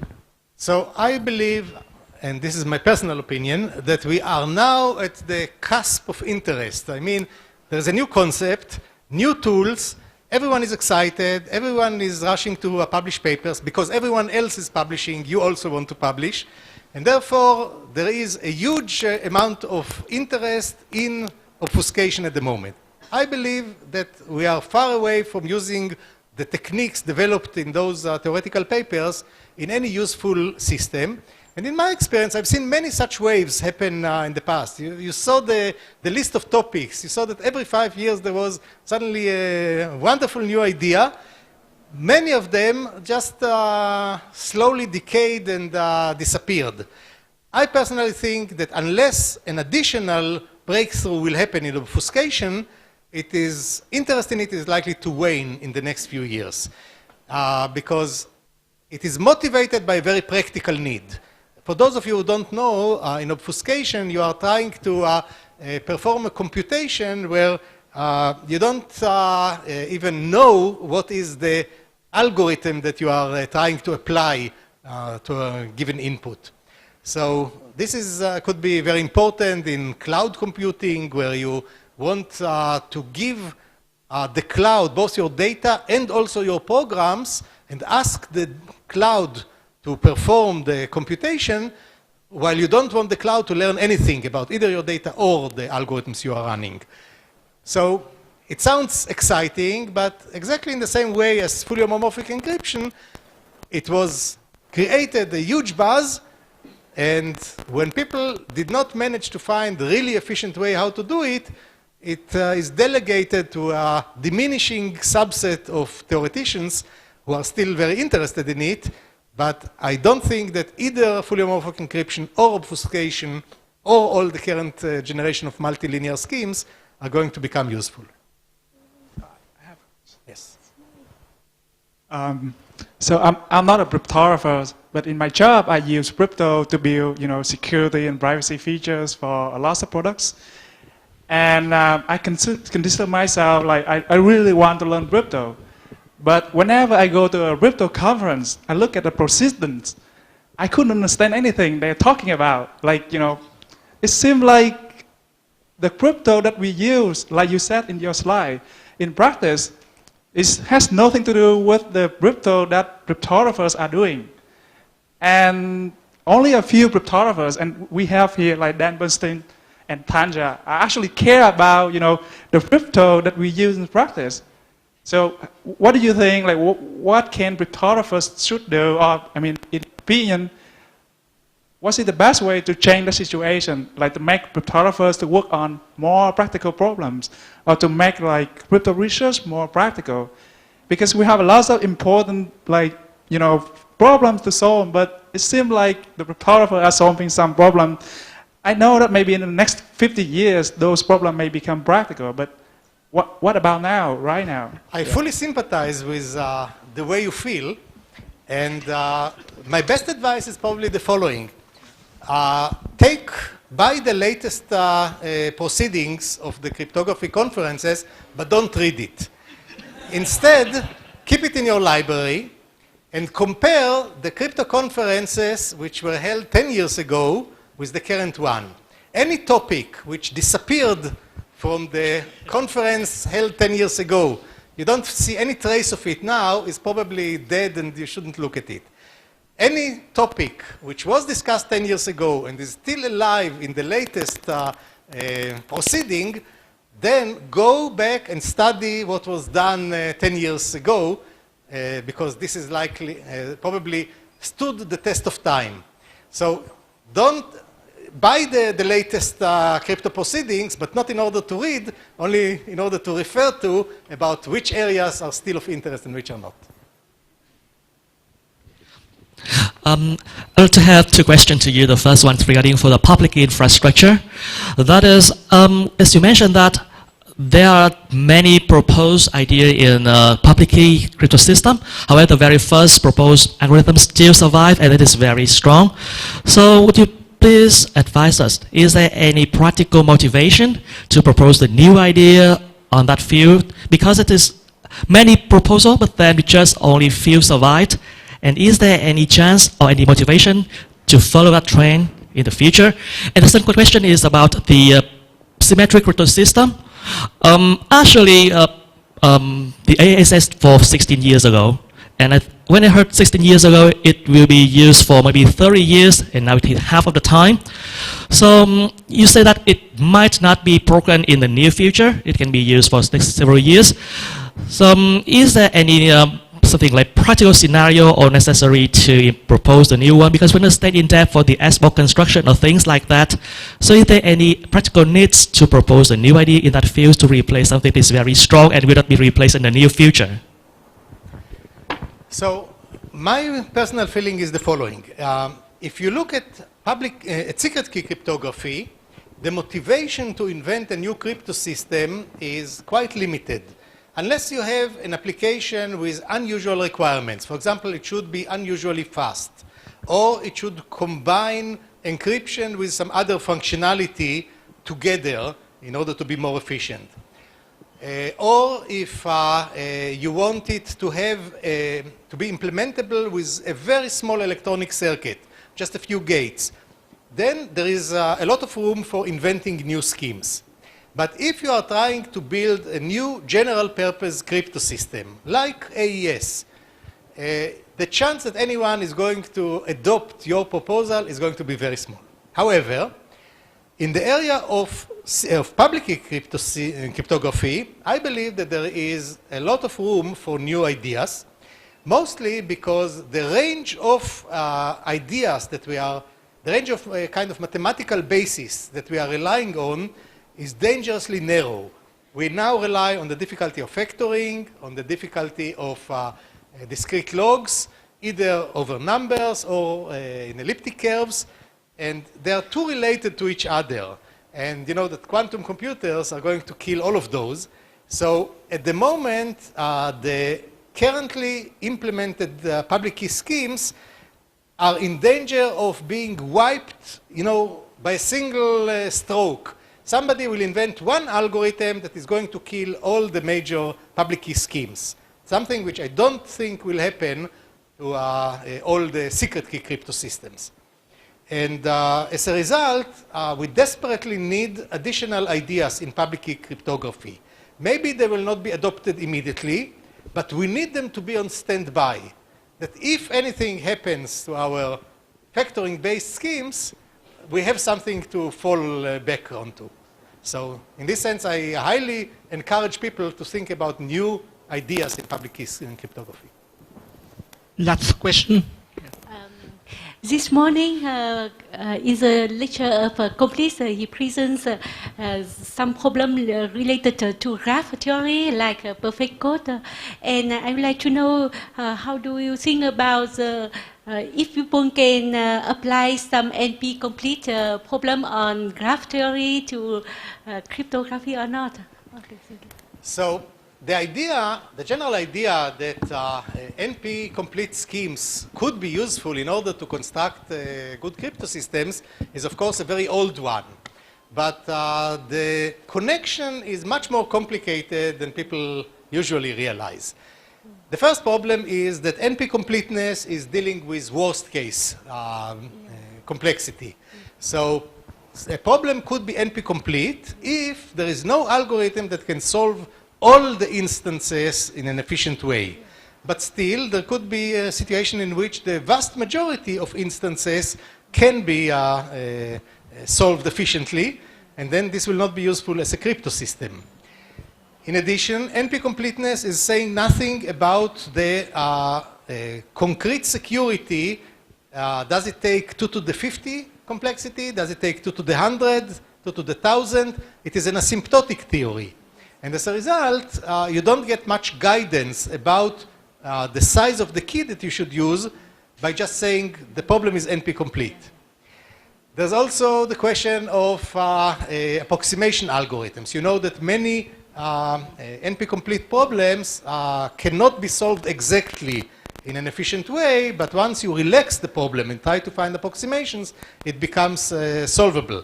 So this is related more to the area of learning with errors, etc., where you take difficult problems, but they are vulnerable also to approximation attacks, not only to the solution of the exact solution of the problem.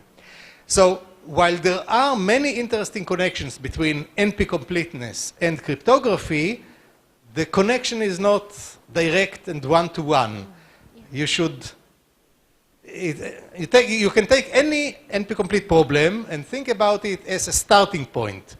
But you will have to go through many, many additional steps in order to convince someone that this particular NP-complete problem is creating a good crypto system. Just saying it's an NP-complete problem, therefore the crypto system is secure is not enough. So okay. I suggest that we continue the discussion in the break or at the end of the second part of the talk.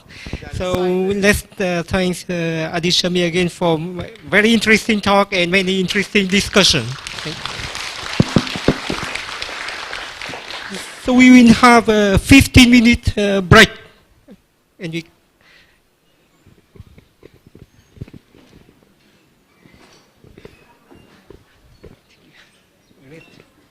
This was the general talk. Yeah, right. I think that there are many people here who are not experts, so this was good for them. Yeah, so it's a mix. Very interesting. So was my explanation about zero knowledge? Understand. I would ask another question: that how do you put your Shamir in zero knowledge? That's not a mathematical problem. I can only prove mathematical statements.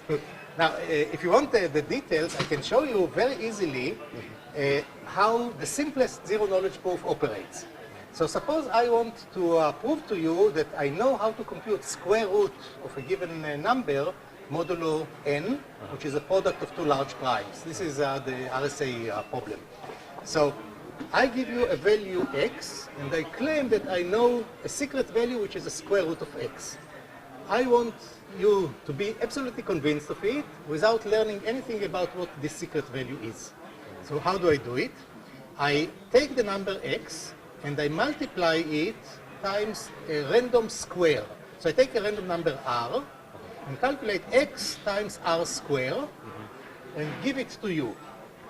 So you got x times r square, and you know, of course, the original x. And now what's happening is that you ask me to do one of two things. Either you ask me to give you a square root of the r squared, or to give a square root of the new number y, which is x times r squared. I claim that each one of those things I'll give you teaches you nothing. But anyone who can answer both questions must know the square root of x. Why? Because if I know how to calculate the square root of, if I know r, and I know how to calculate the square root of x times r squared, then you divide the two results one by the other, and it is a square root of x. So anyone who can answer both questions simultaneously certainly knows the square root of x. But I allow you to ask only one of the two questions, and you can choose whichever one. So if I didn't know what is square root of x, I must fail in at least one of your two questions. There's no way I could answer both of them. So why now? This will give me a probability of 50% of cheating. I want now the probability of cheating to go down, so let's play it again. So now I'm taking another r and giving you another random multiple of x, and allow you to ask the question, and then the probability of me answering correctly both questions is going to be 1/4. And we play it 100 times, and the probability that I'm cheating is 2 to the minus 100. So what is convincing you that I indeed know the square root is not anything I did, but it is my willingness to answer whatever you ask me.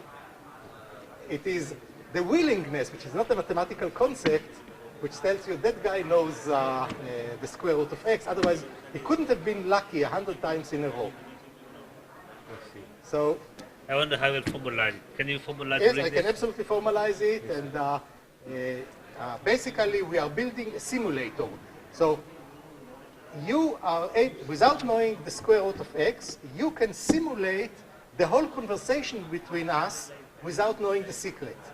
So this shows that you didn't learn anything from the conversation, because anyone could have simulated exactly the same conversation with the same probability distribution. So the existence of a simulator of the conversation is what is used in order to say that you learned nothing that you didn't know before. Because even someone who doesn't know could have created the same sequence of questions and answers. How does the simulator work? The simulator chooses in advance what is the question that you want to ask, and prepares the value so that that one out of the two questions can be answered correctly. So we can create a conversation between us in which 100 times I'm being asked a question, and here is the answer. I'm being asked another question, and here is the answer. So you can create a kind of booklet which describes a very convincing conversation between us without knowing the secret. That's how you show zero knowledge. Yes.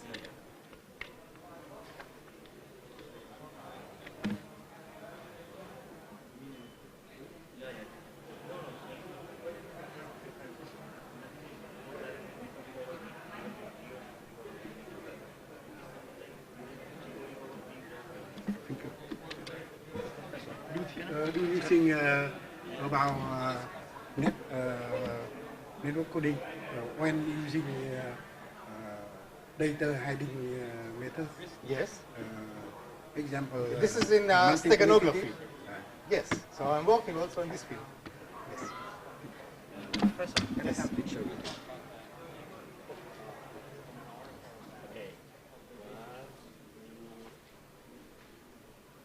Thank you very much. Welcome. Yes, I just want to put on the next. Okay, yeah. Ah, thank you. Could you put this here? Here?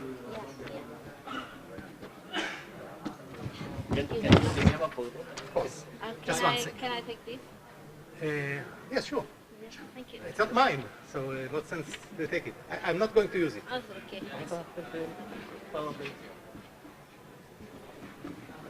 Can I just make a brief linguistic comment? Yes. I think it's still an open problem what you call the field, because the standard meaning in English of adversity is hardship or poverty. It's not related to the word adversary. So how would you call a field in which the main element is adversarial relations between people? Well, I can't think of any short word. You could say, No, it should be one word.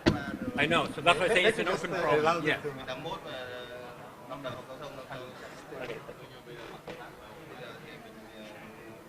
Thank you. Well, I really don't know a single word. So adversity, I agree, has some connotation. Well, people think we're studying poverty or people who have difficult lives.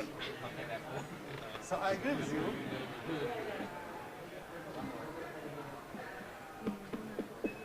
It's the best I could come up with. Okay. That's the next generation of cryptographers. Of course.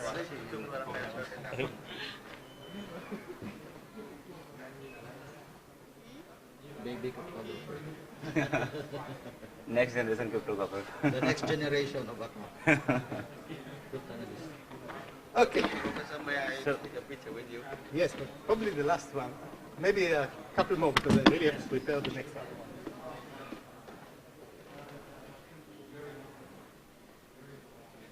Maybe I get the last one? Like, Excuse me?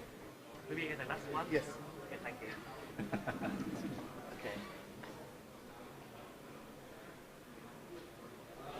Okay, thank you very much. sir, like, Yes. I'm working on this combination of signature plus Yes. encryption in public key settings. A lot of studies is done in around between 2000 to 2005. Yes. And the main motivation was to reduce the computational effort, computation cost, and a lot of new notions has been introduced in the literature also. But some kind of non-standard assumption, like not a directly discrete logarithm assumption, or Yes. but the system is more complex actually. So sometimes, even though it is achievable, like we are achieving more security, better security, we are Also doing our, but when we write this, see, we need to prove the security in a more formal way. So we need, sometimes it is not easy to reduce the security to the very well defined standard assumptions. Sometimes we have to introduce not very well defined assumptions. No, not very well defined, but sometimes. But you have to be careful not to get into a point in which you prove that scheme A is secure if and only if scheme A is secure. Some people make the assumption look very, very close to the conclusion. So the proof becomes very easy, that A is secure if and only if A is secure, but it's meaningless.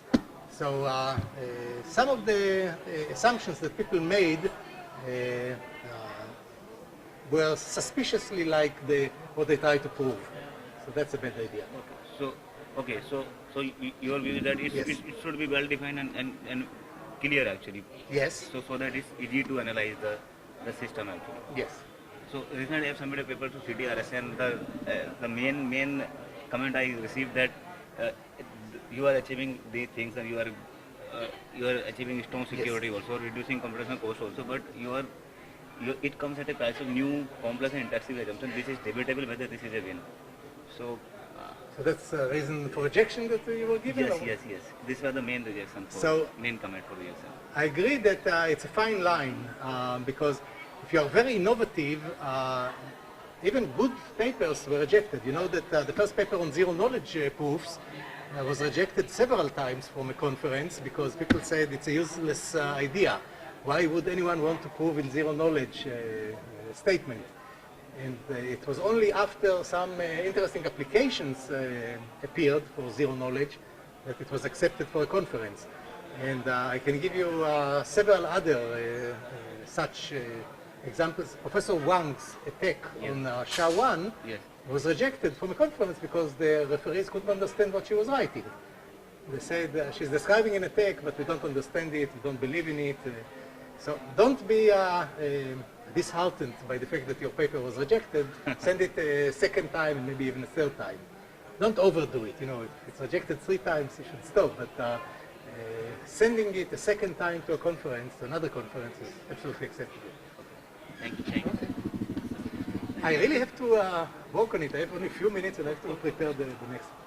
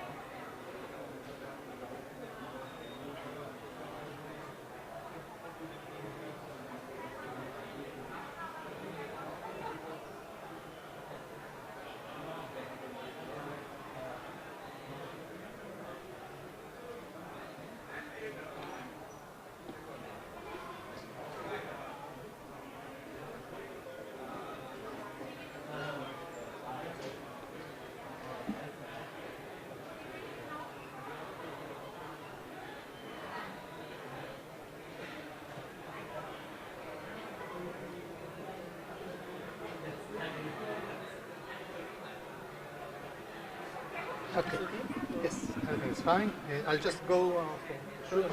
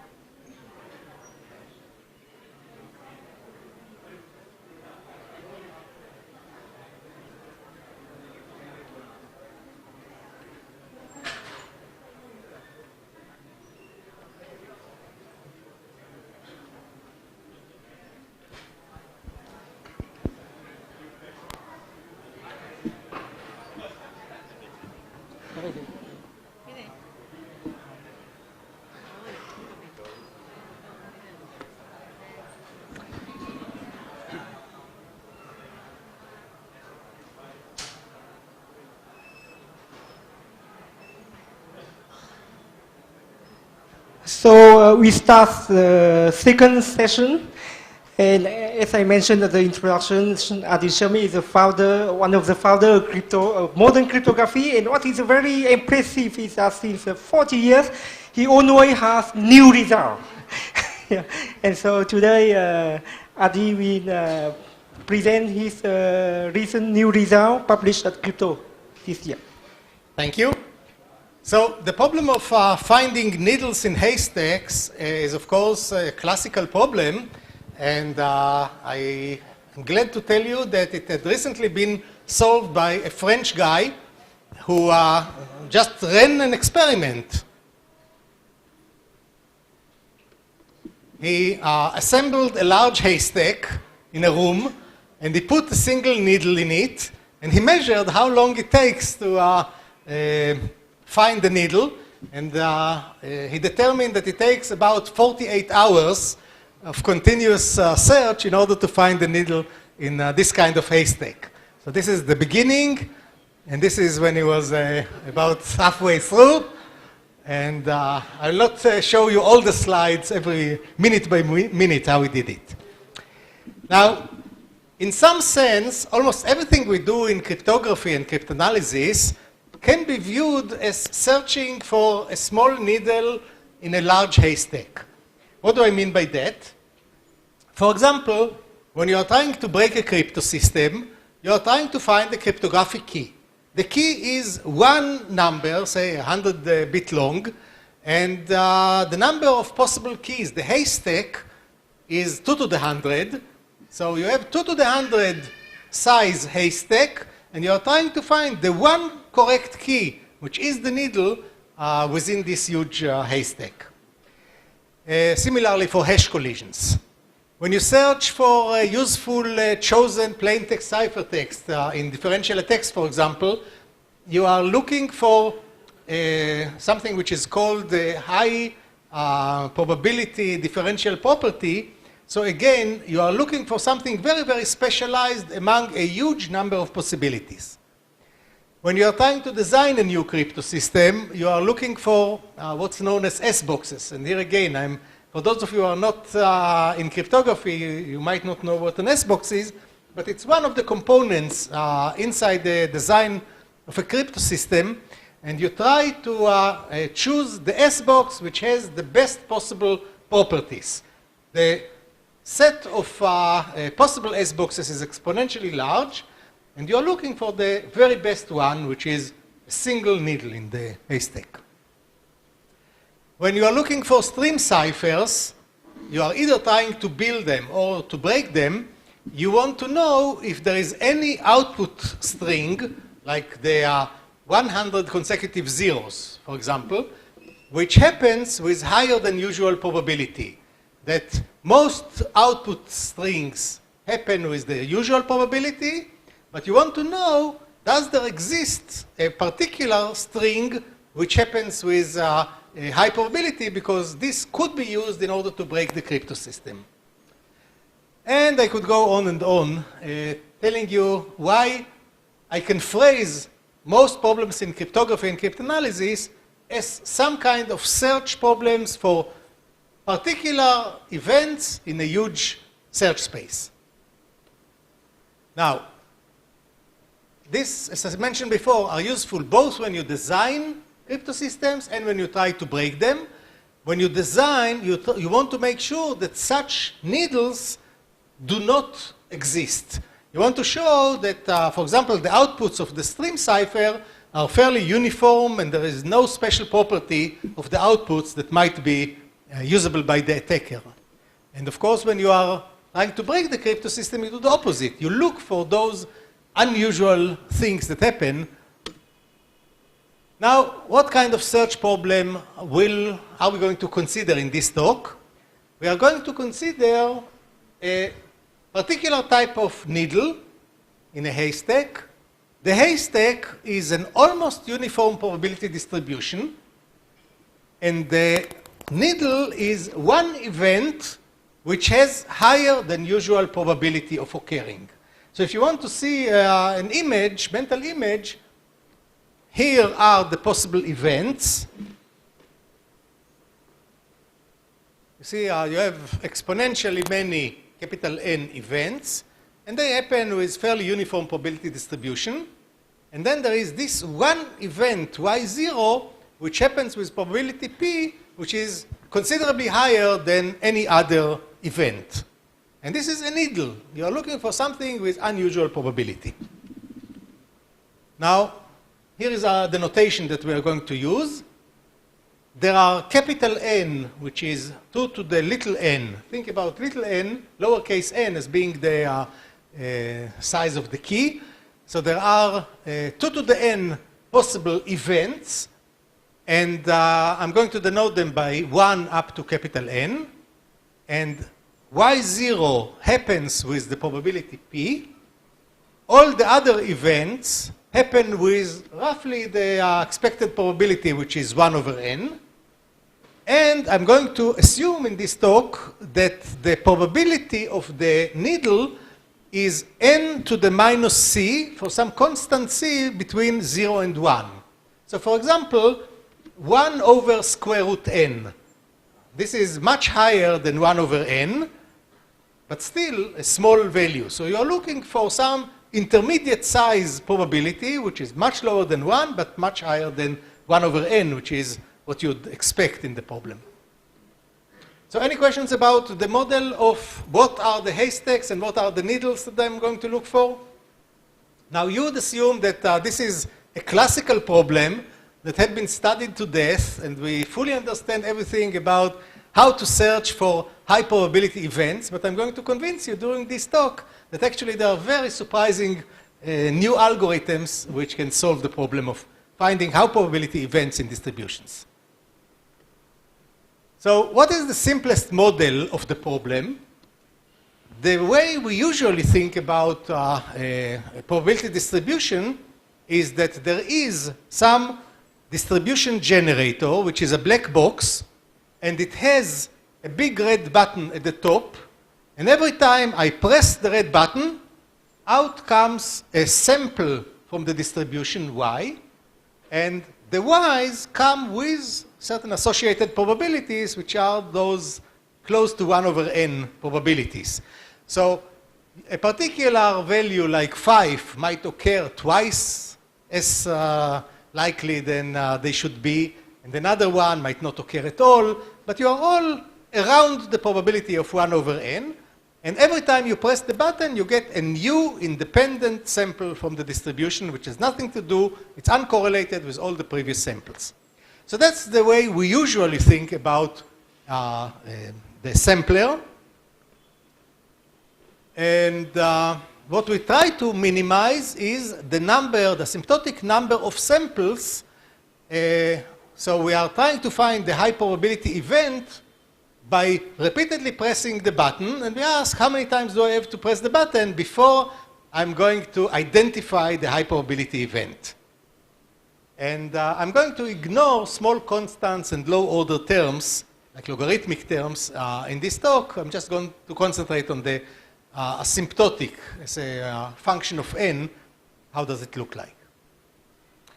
And I'm also going to assume that we know P, because if we know P, we can repeat the algorithm for various P's. So I'm trying to find a needle whose probability is, for example, square root of n. If I don't find it, I go to fourth root of n. I can do binary search on the probability until I find the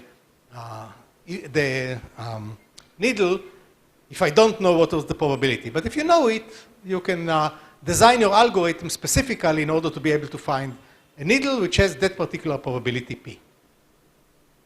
So what is the simplest algorithm? The one that if I had asked you the problem, you'd immediately come up with it. We use a large array with n counters, and this is the array from 0 up to 9. And we generate C divided by P. So C times 1 over P, random outputs for some small constant C like 10. So I press the button so that the needle will happen. It happens every 1 over P. So when I'm pressing, it happens with probability P. So if I press the button C over P, I expect to see that particular event happening about C times, about 10 times. For all the other values, you expect to see them, most of them will never occur, because I pressed the button insufficiently many times. For any particular event, I have to press the button n times before I'll see it for the first time. So most of the values of the counters, how many times did I see 0? How many times I saw a 1? How many times I saw a 2 among the outputs? Most of the values are going to be 0. Occasionally I'll see 1. Very rarely I'll see a 2 due to birthday paradox. But you don't expect a value to occur many times unless it was the needle. I assume that there is one needle in the whole haystack. So is it clear? This is the simplest algorithm. And the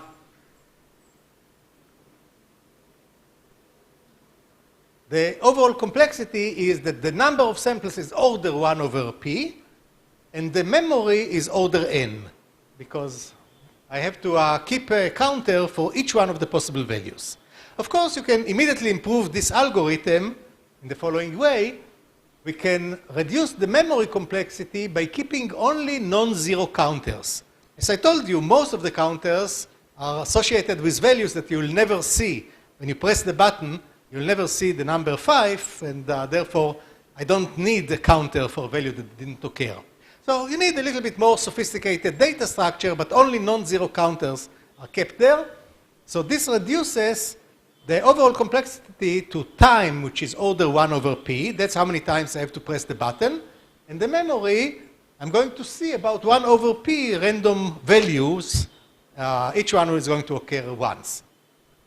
Now, is this the best algorithm possible? Now you start thinking about it, and it's not so clear how to improve it further beyond this simple initial improvement. Now, we are going to consider real-world computations in which space is much more expensive than time.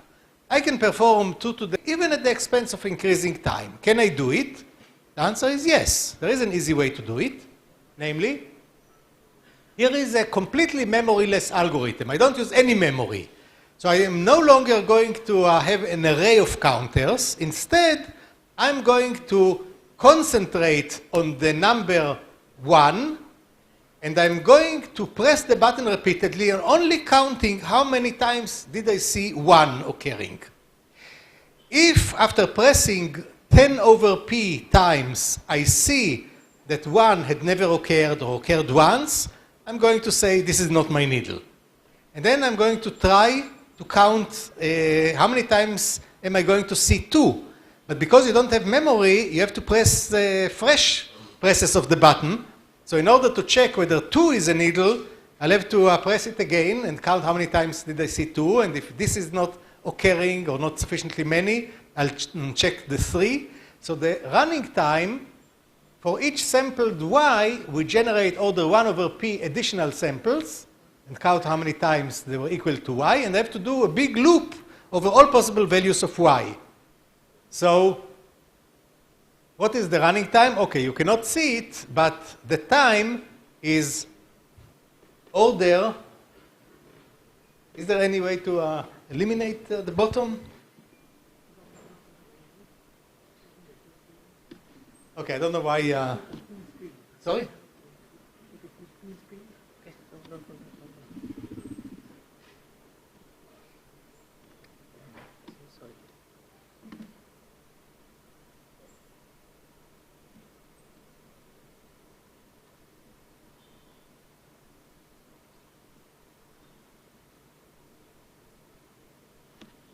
Okay, thanks. So, going back. So, how many times did I have to press it? To check whether any particular value was the needle, I had to press 1 over p. To go over all the possible candidates for a needle, I needed n times. So it looks as if I need n times 1 over p. But actually I can do better. Why? Because I can use the generator, the probability generator, to create the real needle with a higher probability. So what I'm going to do, I'm not going to have a loop which will try whether 1 is the needle, 2 is the needle, 3 is the needle. Instead, what I'm going to do is I press the button once and I get a candidate which I'm now going to check, is it the needle? So I'm pressing a button and the real needle is occurring with higher than usual probability. And therefore, I'm now taking my sample from the distribution and checking whether it is a needle by pressing the button multiple times. If I see that it doesn't occur sufficiently many times, I again press once to get another candidate to be counted on. So how many times do I have to generate candidates for a needle? I have to press only 1/p times, because by then, in one of them, I'm likely to have the real needle value occurring, and therefore I have to repeat the loop only over 1/p times and not n times. So that's an improvement. And if you look at this, the complexity becomes time is 1/p squared, and the memory is 1. You don't need any memory. So earlier, if you remember, I had time, which is 1/p, and memory, which is 1/p. So what happened was that the product of time times memory is the same in both cases. In both cases, time times memory was 1/p squared. But I moved some of the complexity from from memory earlier to time now. So I can reduce memory and increase time. I hope that the algorithm is clear. So I'm using the sampler to suggest to me what is the needle, and then I just verify whether it's needle or not. So this is the time-memory trade-off, and actually you can combine them, and you can get any point on the time-memory trade-off curve where the product of t times m is 1/p squared. And for a while, people thought that this is the best algorithm that you can get. And the answer is that you can do much better. And I'm going to show you. Okay.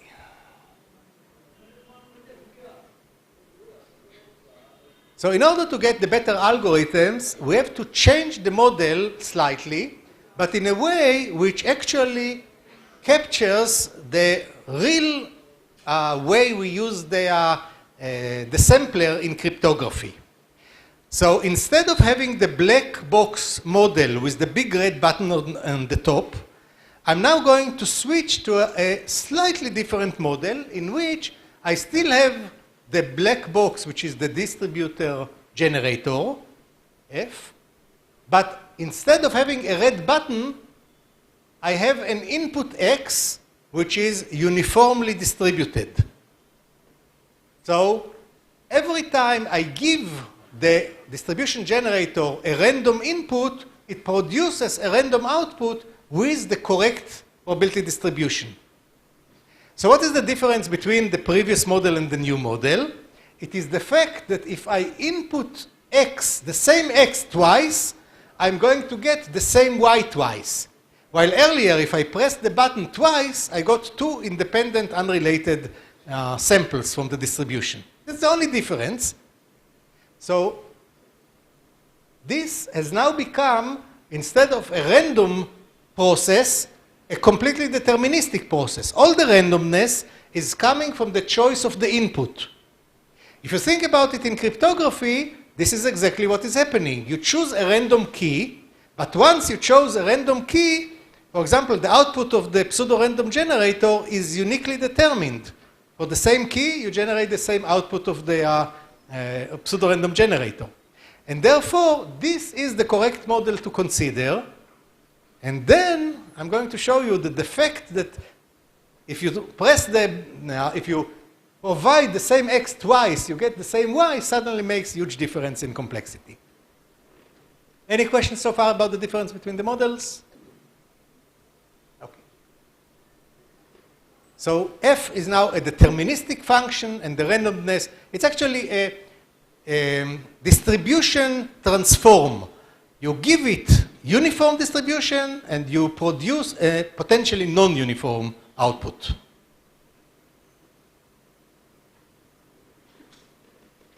So here is the way to think about it.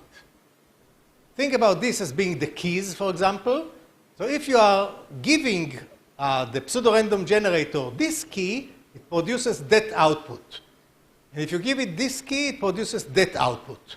So there is a kind of bipartite graph which maps every input to a particular output, and the non-uniform in the output distribution is the result of some points not having any arrow leading into them, and then they are produced by the generator with probability 0. In some cases, there is one arrow leading, and then the probability of generating this is 1 over n.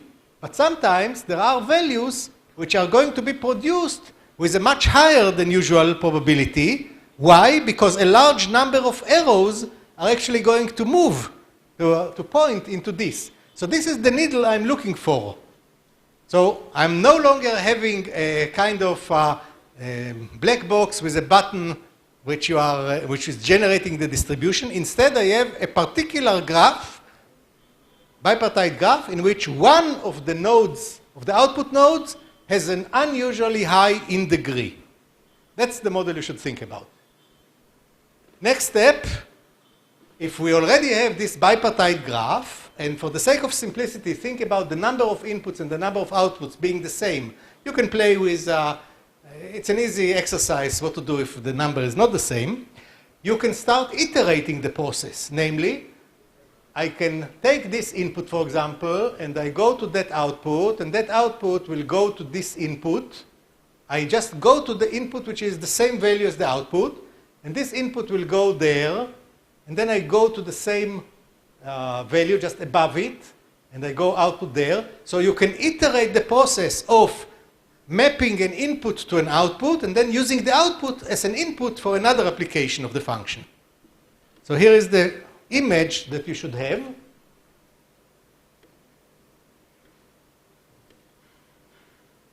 Here I drew a graph which is obtained by starting, by connecting every vertex, which is your input, into a unique value, which is the output. This is the deterministic function which maps input to outputs. But I now allow you to take the output and reuse it as an input, so I have another arrow coming out of it. So for example, if you used key 7, and you looked at the output string, the first n bits of the output, this is output 6. 6, now I think about it as another key, even though it was originally the output string of the generator. Now I think about it as a new key. Now it will produce an output of 75. So what are the properties of this graph?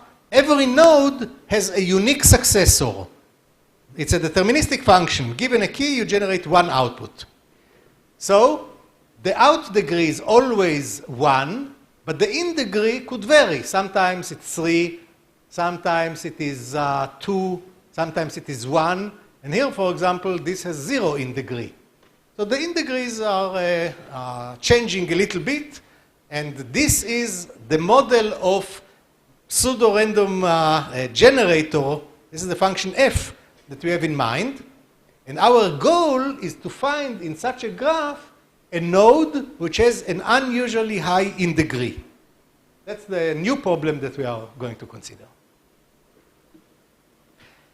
Now here is the one way how to do it.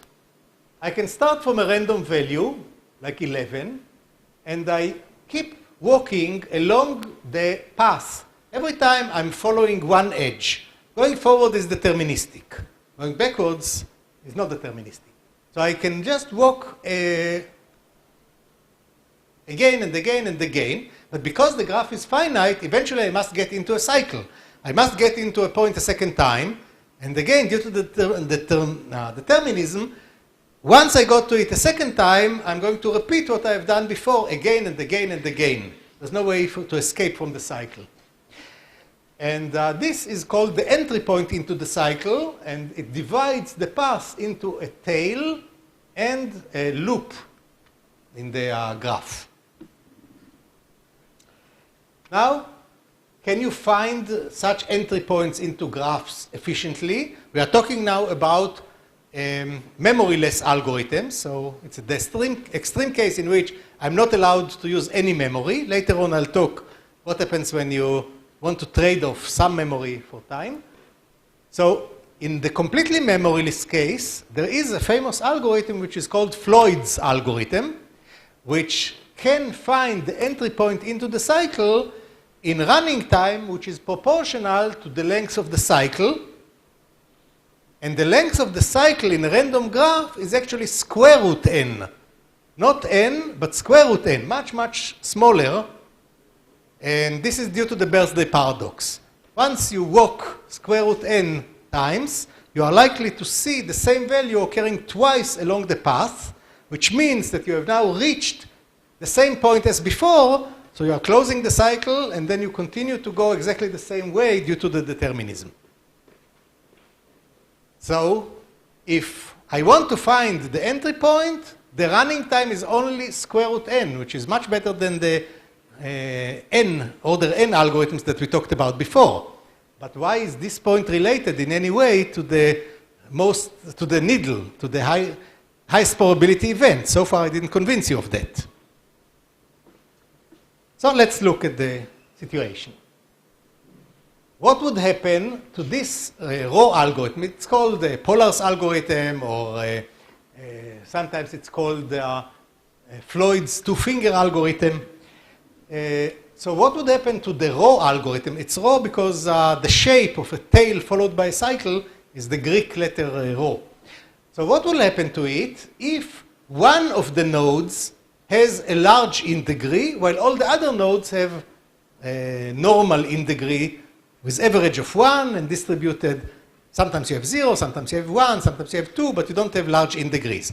But I make artificially one of the vertices a high integrity vertex, and my goal is to find it. What will happen to the algorithm I just described? So here is the graph, and now I'm going to do the following process. I choose a particular vertex like 75. 75 used to point at 96, but now I'm going to cut this line and switch the arrow to 8. 8 is going to be the one vertex which have a large integrity. So I start doing it step by step. Every time I pick another random vertex, like 12, I eliminate the previous edge from 12 to 16, and instead I add the blue line of 12 to 8. And I add more and more arrows towards 8. And I think what would happen to the two-finger algorithm, to the row algorithm, as I'm adding more and more integers into 8. So I'm going to make the following claim. There's going to be a sudden phase transition after you switch sufficiently many arrows from the original direction to the direction of a particular vertex. Suddenly that vertex will become the entry point into the cycle. What is the cycle? The cycle that you get by starting from any random starting point. They're all going to get into the same cycle. Almost all of them. So the phase transition, each time we switch an additional arrow, y0 gets an additional tree behind it. So it is more likely to be on a random path, but initially the cycle itself remains unchanged. So as I perform the switch, a heavier and heavier, a larger fraction of the nodes are pointing at y0. If I go back to the picture, after I did those switches, everything which is behind 75, all this region, is now going to point to 8. So if I pick a random starting point and follow it, it is more and more likely to go through 8 as I switch more and more to it. But now I make a stronger claim. I claim that at some point, 8 is not only going to have more and more vertices behind it, but it is going to be the entry point into this cycle. Why is that? I claim that when the probability P of y0 exceeds 1 over square root n, n to the minus 0.5, y0 is likely to jump into the cycle and to in fact become the cycle's entry point if you had started from a random initial point. And finding the entry point is easy, and therefore finding the needle is now suddenly becoming easy. So, finding large needles. Here is the argument why. When the probability was larger than n to the minus 0.5, y0 is likely to occur several times along a random path of length n to the 0.5. You remember, in a random graph, which doesn't have a needle, every node picks randomly where it wants to point, and there is no high in degrees anywhere. So starting from a random value, due to the birthday paradox, you walk a distance of about square root n, and then you are likely to get into the cycle and repeat yourself. So the path length was square root n. Look at a typical path of length square root n. If the probability of the needle was higher than 1 over square root n, it means that in a random path of length square root n, it is likely to occur multiple times. And it's the first point which occurs multiple times.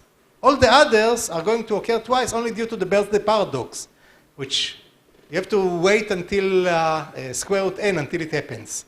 But if the probability was higher than 1 over square root n, y0 is going to occur more than twice along that path of length square root n, and therefore it is the one vertex which is closing the cycle, and it is the entry point into the cycle. So is it clear what's the main argument? The argument is that because it is so likely to occur, it will occur twice along a random path before any other point has a chance to occur twice, and therefore it will be the closing element. So we can thus find y0 in a completely memoryless algorithm with amount of time which is one order of 1 over p, because if you are running that many steps in the algorithm, in Floyd's algorithm, then you are likely to generate the y0 twice. And therefore, it will close the cycle and you will stop the algorithm and find it. So earlier, our best running time for memoryless algorithm was 1 over p squared. And now it's 1 over p, which can be much, much higher. Remember, p is something like, could be 2 to the minus 50. So suddenly we are 2 to the 50 times better. Okay.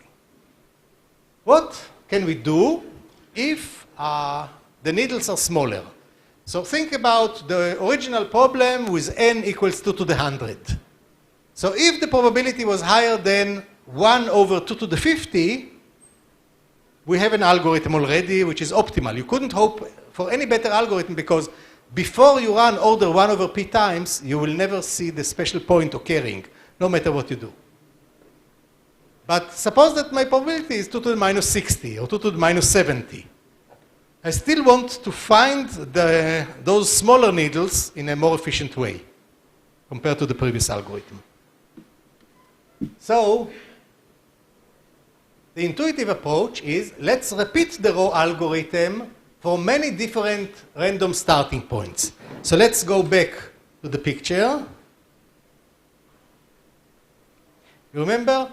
I'm going to start from, 79 as a random value. I follow the path, and I find that 31 was the entry point into the cycle.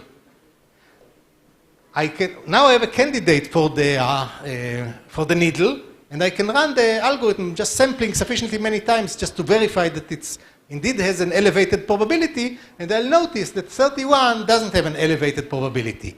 After I perform additive 1 over p steps, I'm not going to see that it occurs more than that it ever occurs.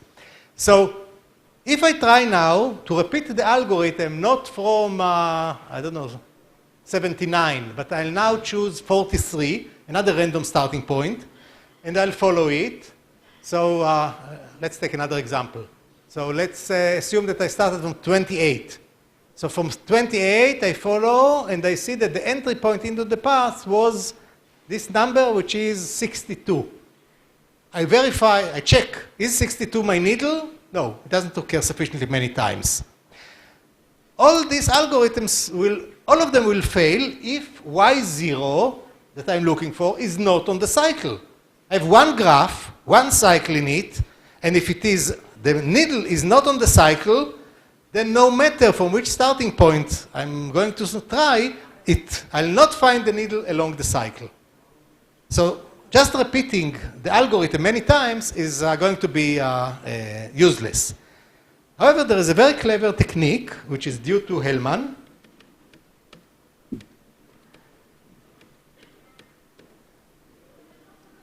For those of you who have studied Hellman's time memory trade-off paper from '79, he showed that you can re-randomize the graph in a way that will now have a completely new cycle, and therefore will give Y0 another chance to be on the cycle.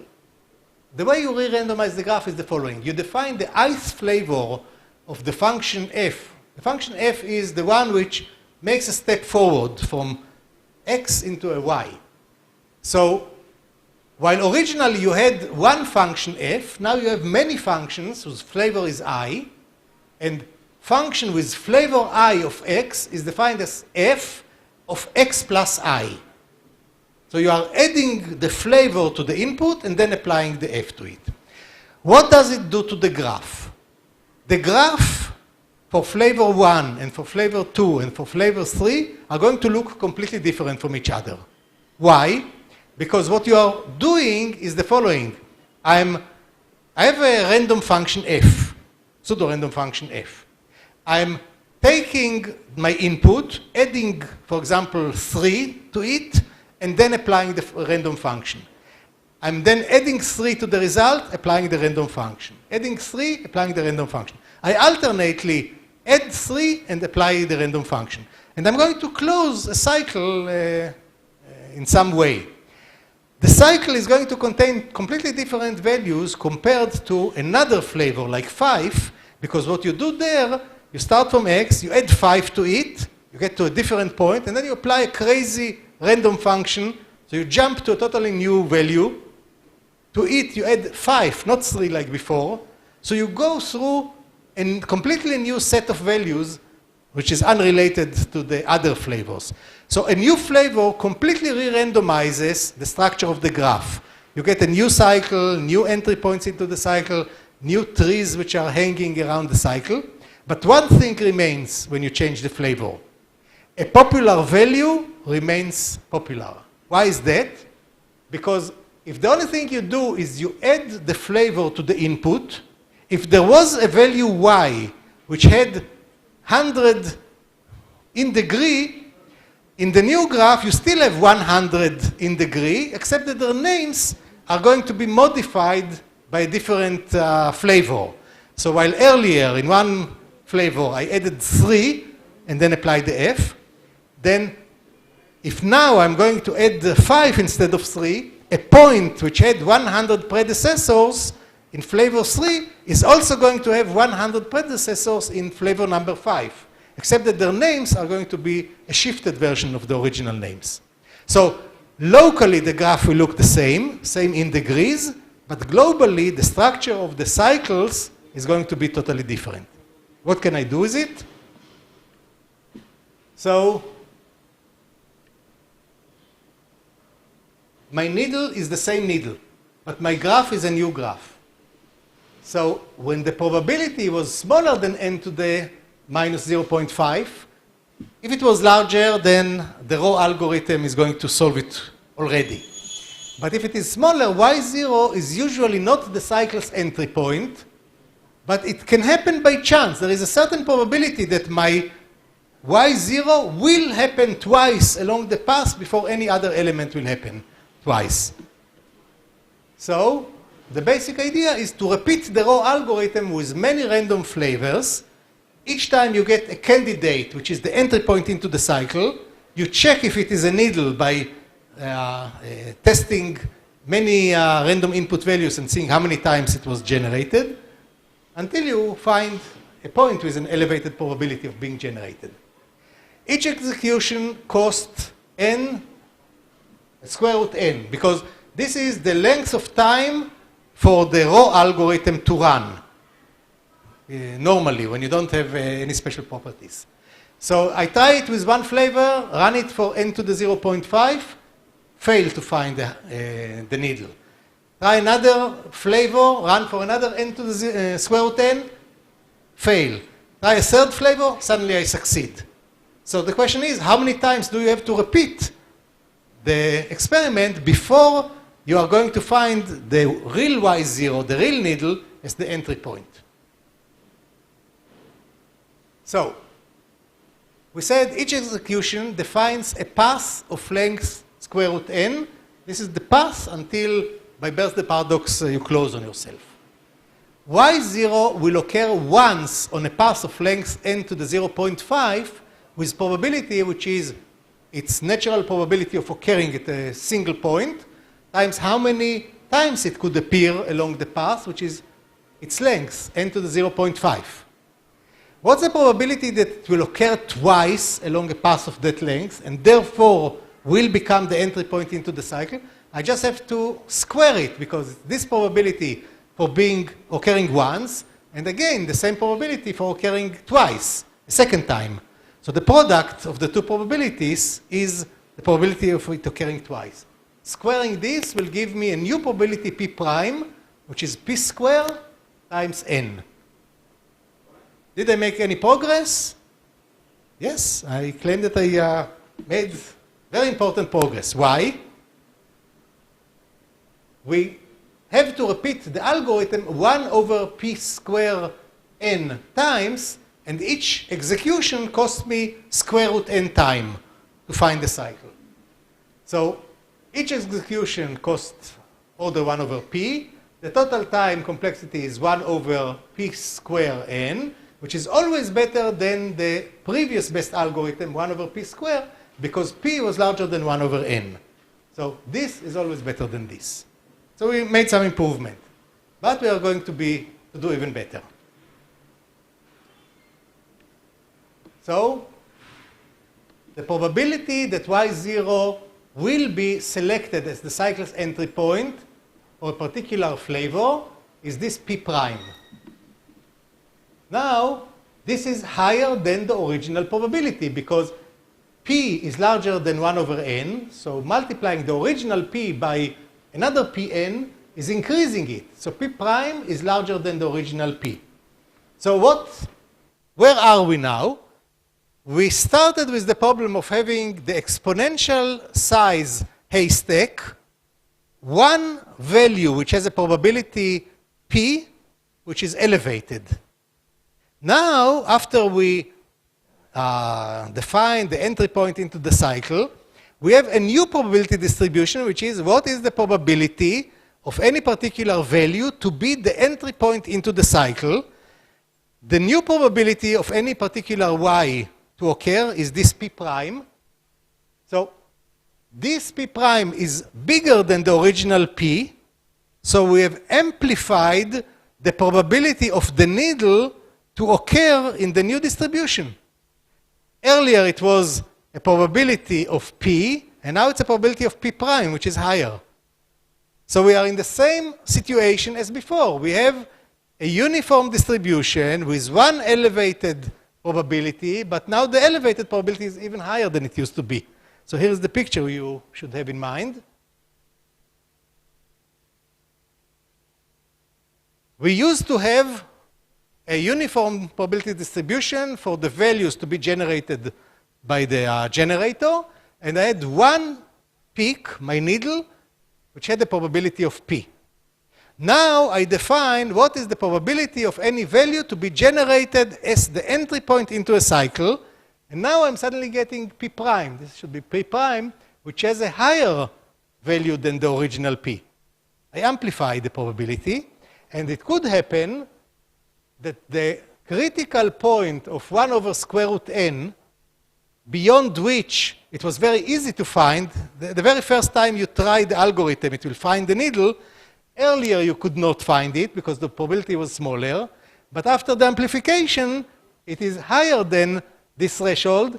So here, the very first time you try it, it will be the entry point into the cycle. Is it clear? Why the amplification is going to help you? For all the other values, the chance that a value which doesn't have a large in degree to be chosen as an entry point into the cycle remains the same, 1 over n. So here is the algorithm, and I'm going to stop in a few minutes. Okay. So the amplified probability was P prime. A large needle required that P prime should be larger than 1 over square root n for the simple algorithm, simple row algorithm, to find it. So I'm asking, when does it happen? When P prime is defined like this. So I just substitute it. So I want P square n to be larger than n to the minus 0.5. And therefore, you just move things around, and you see that the probability is indeed smaller than n to the minus 0.5, but it should be larger than n to the minus 0.75. If P is in this range, the new algorithm will find the needle as the entry point into the new cycle. So think about n being 2 to the 100. So earlier, the probability had to be higher than 1 over 2 to the 50 in order to find it. Now the probability has to be higher than 1 over 2 to the 75.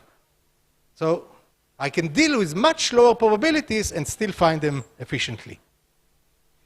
So this is better. The new algorithm has this time complexity, and it is better by a large factor of n to the 0.5. In our running example, it is 2 to the 50. So the new algorithm is 2 to the 50 times better than the previous algorithm in this range, which is huge improvement factor, 2 to the 50.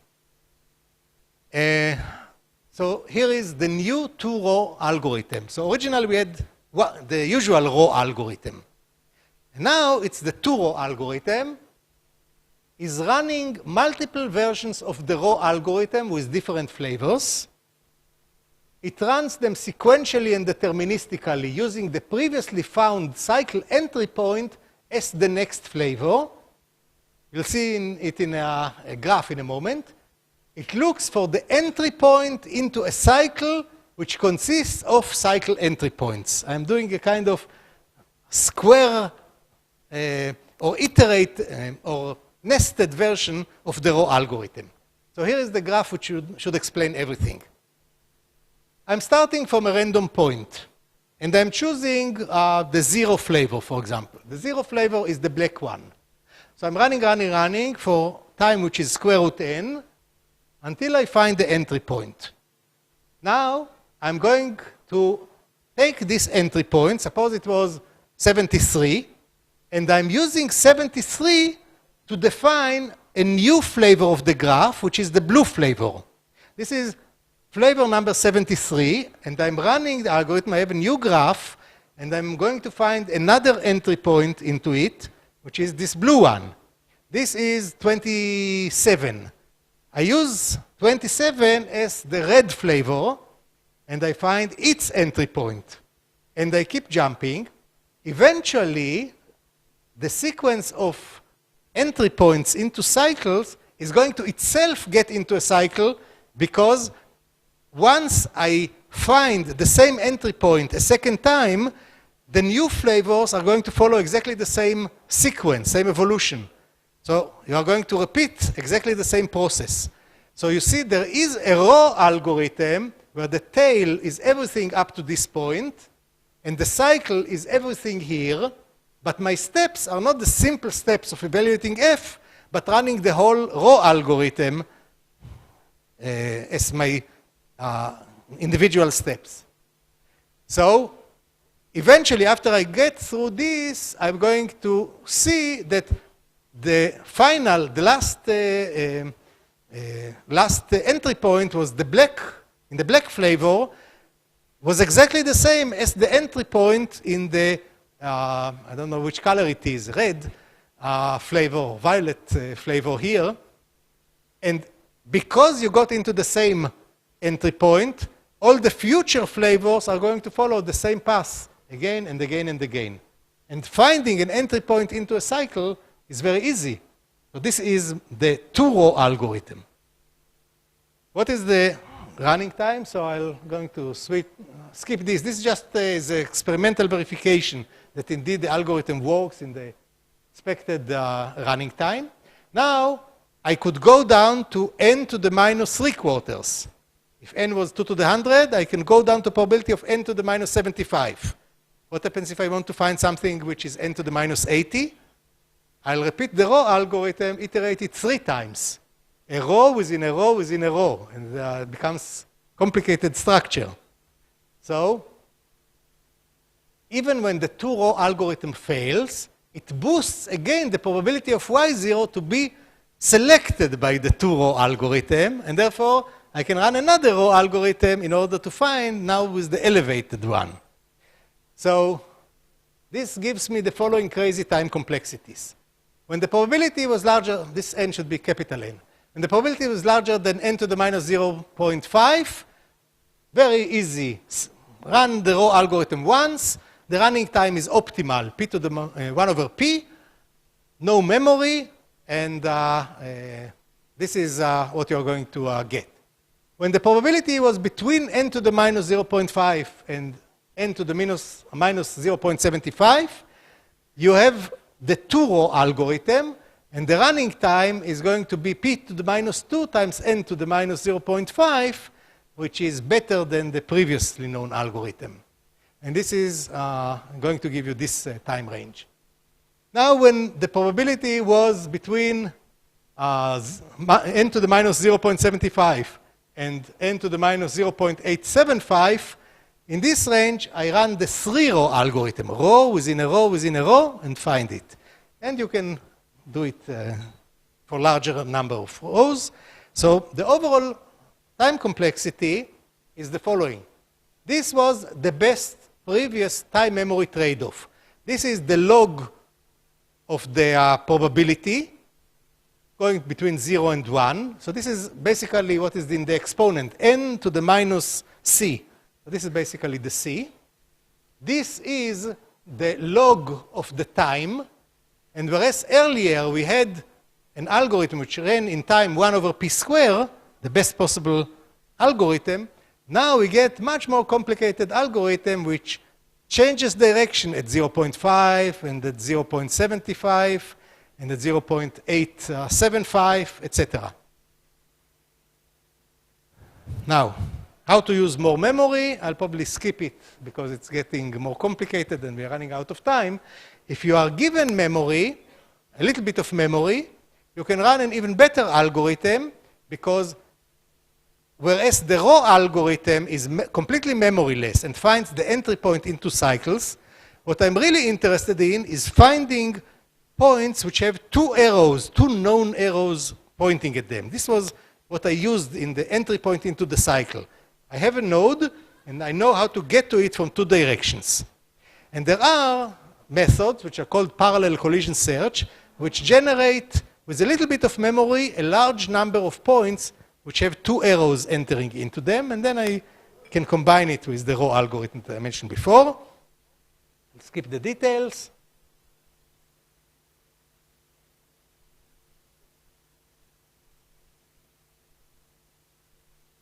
I'll just show you that you get even crazier numbers. So let's consider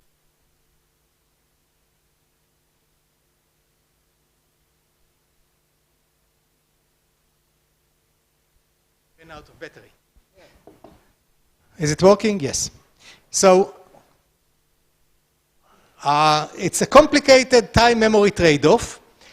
Let's consider m, which is n to the 0.25. So if n is 2 to the 100, I'm looking at 2 to the 25 memory. What can you do with 2 to the 25 random access memory? So if the probability range was here, you can do 1 over p, which is the same algorithm as before. You don't really use memory. But then you get here n to the minus 5/8 and n to the minus 13 over 16. All kinds of crazy numbers. And if I have to describe it in a graph, this is the new time-memory trade-off. For each probability of a needle in a haystack, you get what is the log of the running time. And the whole graph is actually kind of tilted down. It is more efficient. All the points along this graph are more efficient, are lower compared to this. Here the graph gets as high as 2, n square, and here the highest value is n to the 1.75. So the whole graph is better.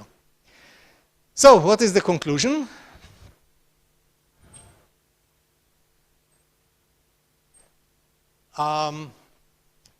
I described to you a very general problem which occurs everywhere in cryptography. How to find events which occur with higher than usual probability. People in the past thought about the simple algorithm in which you just counted how many times you have to press the button. This gave you a certain complexity. Then I showed you that in most of the cryptographic applications, actually the model is a deterministic transform from random input to a pseudo-random output.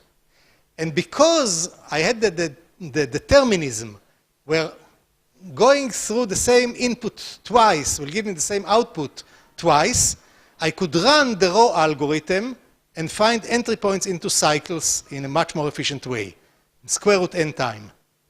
And then I showed you that for a certain range of parameters, the entry point into the cycle is very likely to be the needle.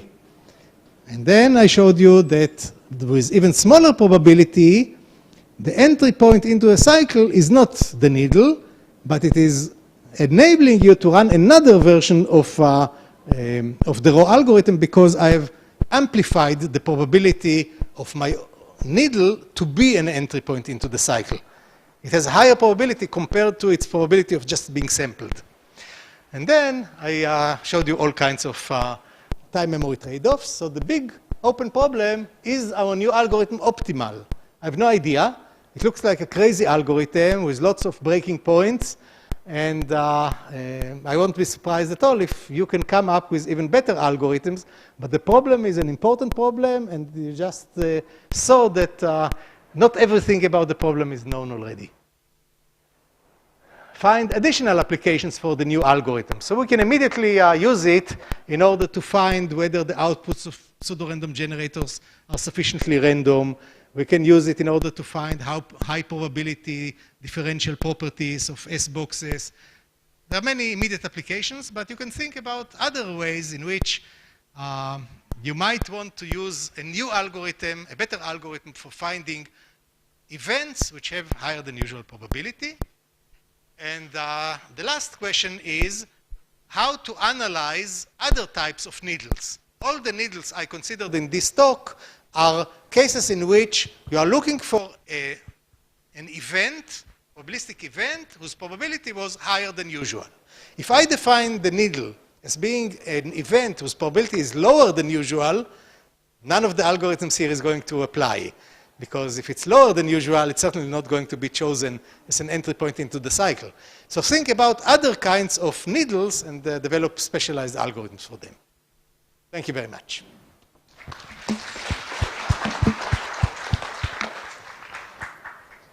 Question?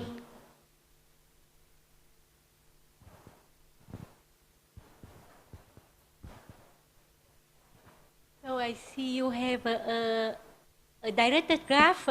You take randomly vertex and you go to reach. You follow the path. You follow the path to reach the cycle. Yes. And because your graph, each vertex has the outer 1, so you have a cycle. But I wonder if the graph is always connected or not. It is okay. Yeah. So the graph is not fully connected, but it has one giant component yes. and a small number of smaller components. Now I can tell you why you expect one component to contain almost everything. Yeah. This is the problem in economics, that rich people get richer. So think about the following model. I have n points. Each point is now choosing where it wants to go with uniform distribution.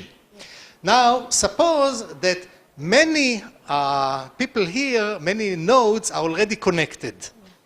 And here there is a small group and another small group, but here is a large group which is already connected. Now, I don't look and I choose one person at random to go to. I'm much more likely to choose a member of a large component than a member of a small component. So as I'm choosing more and more edges, they are attracted to the large component, so the large component becomes even larger. The rich people become richer, and the poor people remain poor. So for this reason, in most random graphs, you expect one giant component, and therefore all the algorithms I described will only succeed for needles which are in the large component, but almost all points are in the large component. Yes? Hello. I have a question. Any chance to generalize it for more than one needle? Yes. So this is actually described in one of the sections in our paper. By the way, you can download the paper from the crypto conference proceedings. So one of the sections talk about multiple needles, and if I run the algorithm and find the needle which has the highest probability, I'm not going to be able to run the algorithm a second time and find a lower probability needle, because the algorithm is always attracted to find the highest needle, the highest probability. So if I run it multiple times, again and again, I'll find the same highest probability needle. Suppose you have one needle of probability 2 to the minus 60, and another probability 2 to the minus 70, and another 2 to the minus 80. I'll always find the highest probability. But after I found the highest probability needle, what I can do, I can modify the definition of the graph in a way that will suddenly make the particular needle I found earlier have a small number of in degree. Few arrows are going to go there. How? I'm going to change the definition of my deterministic function f, because I already know what is y0, the first needle. I say, if you want to go to y0, don't. Go to another random point, pseudo-random point. So this will eliminate the original y0. It will no longer have a large number of in degree, because every time you wanted to go there, I said, don't go. Go to another place. So we eliminate the first, the highest needle, largest needle, and then we run the algorithm and we find the second highest. And then we again modify the definition of the graph and find the third one, so I can iteratively find all the needles. Any question?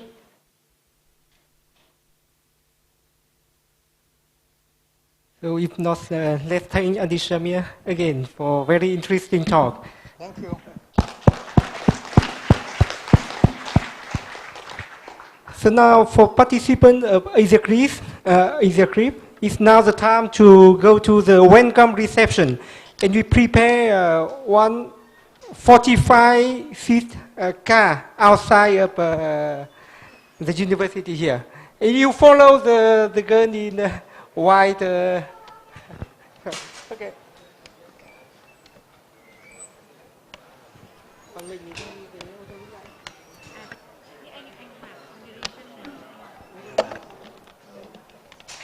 Thank you very much.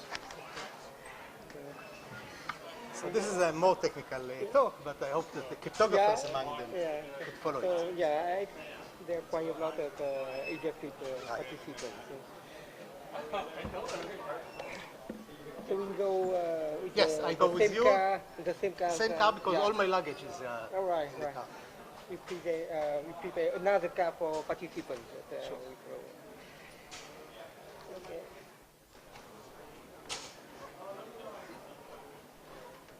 Could I click a picture with you? Okay.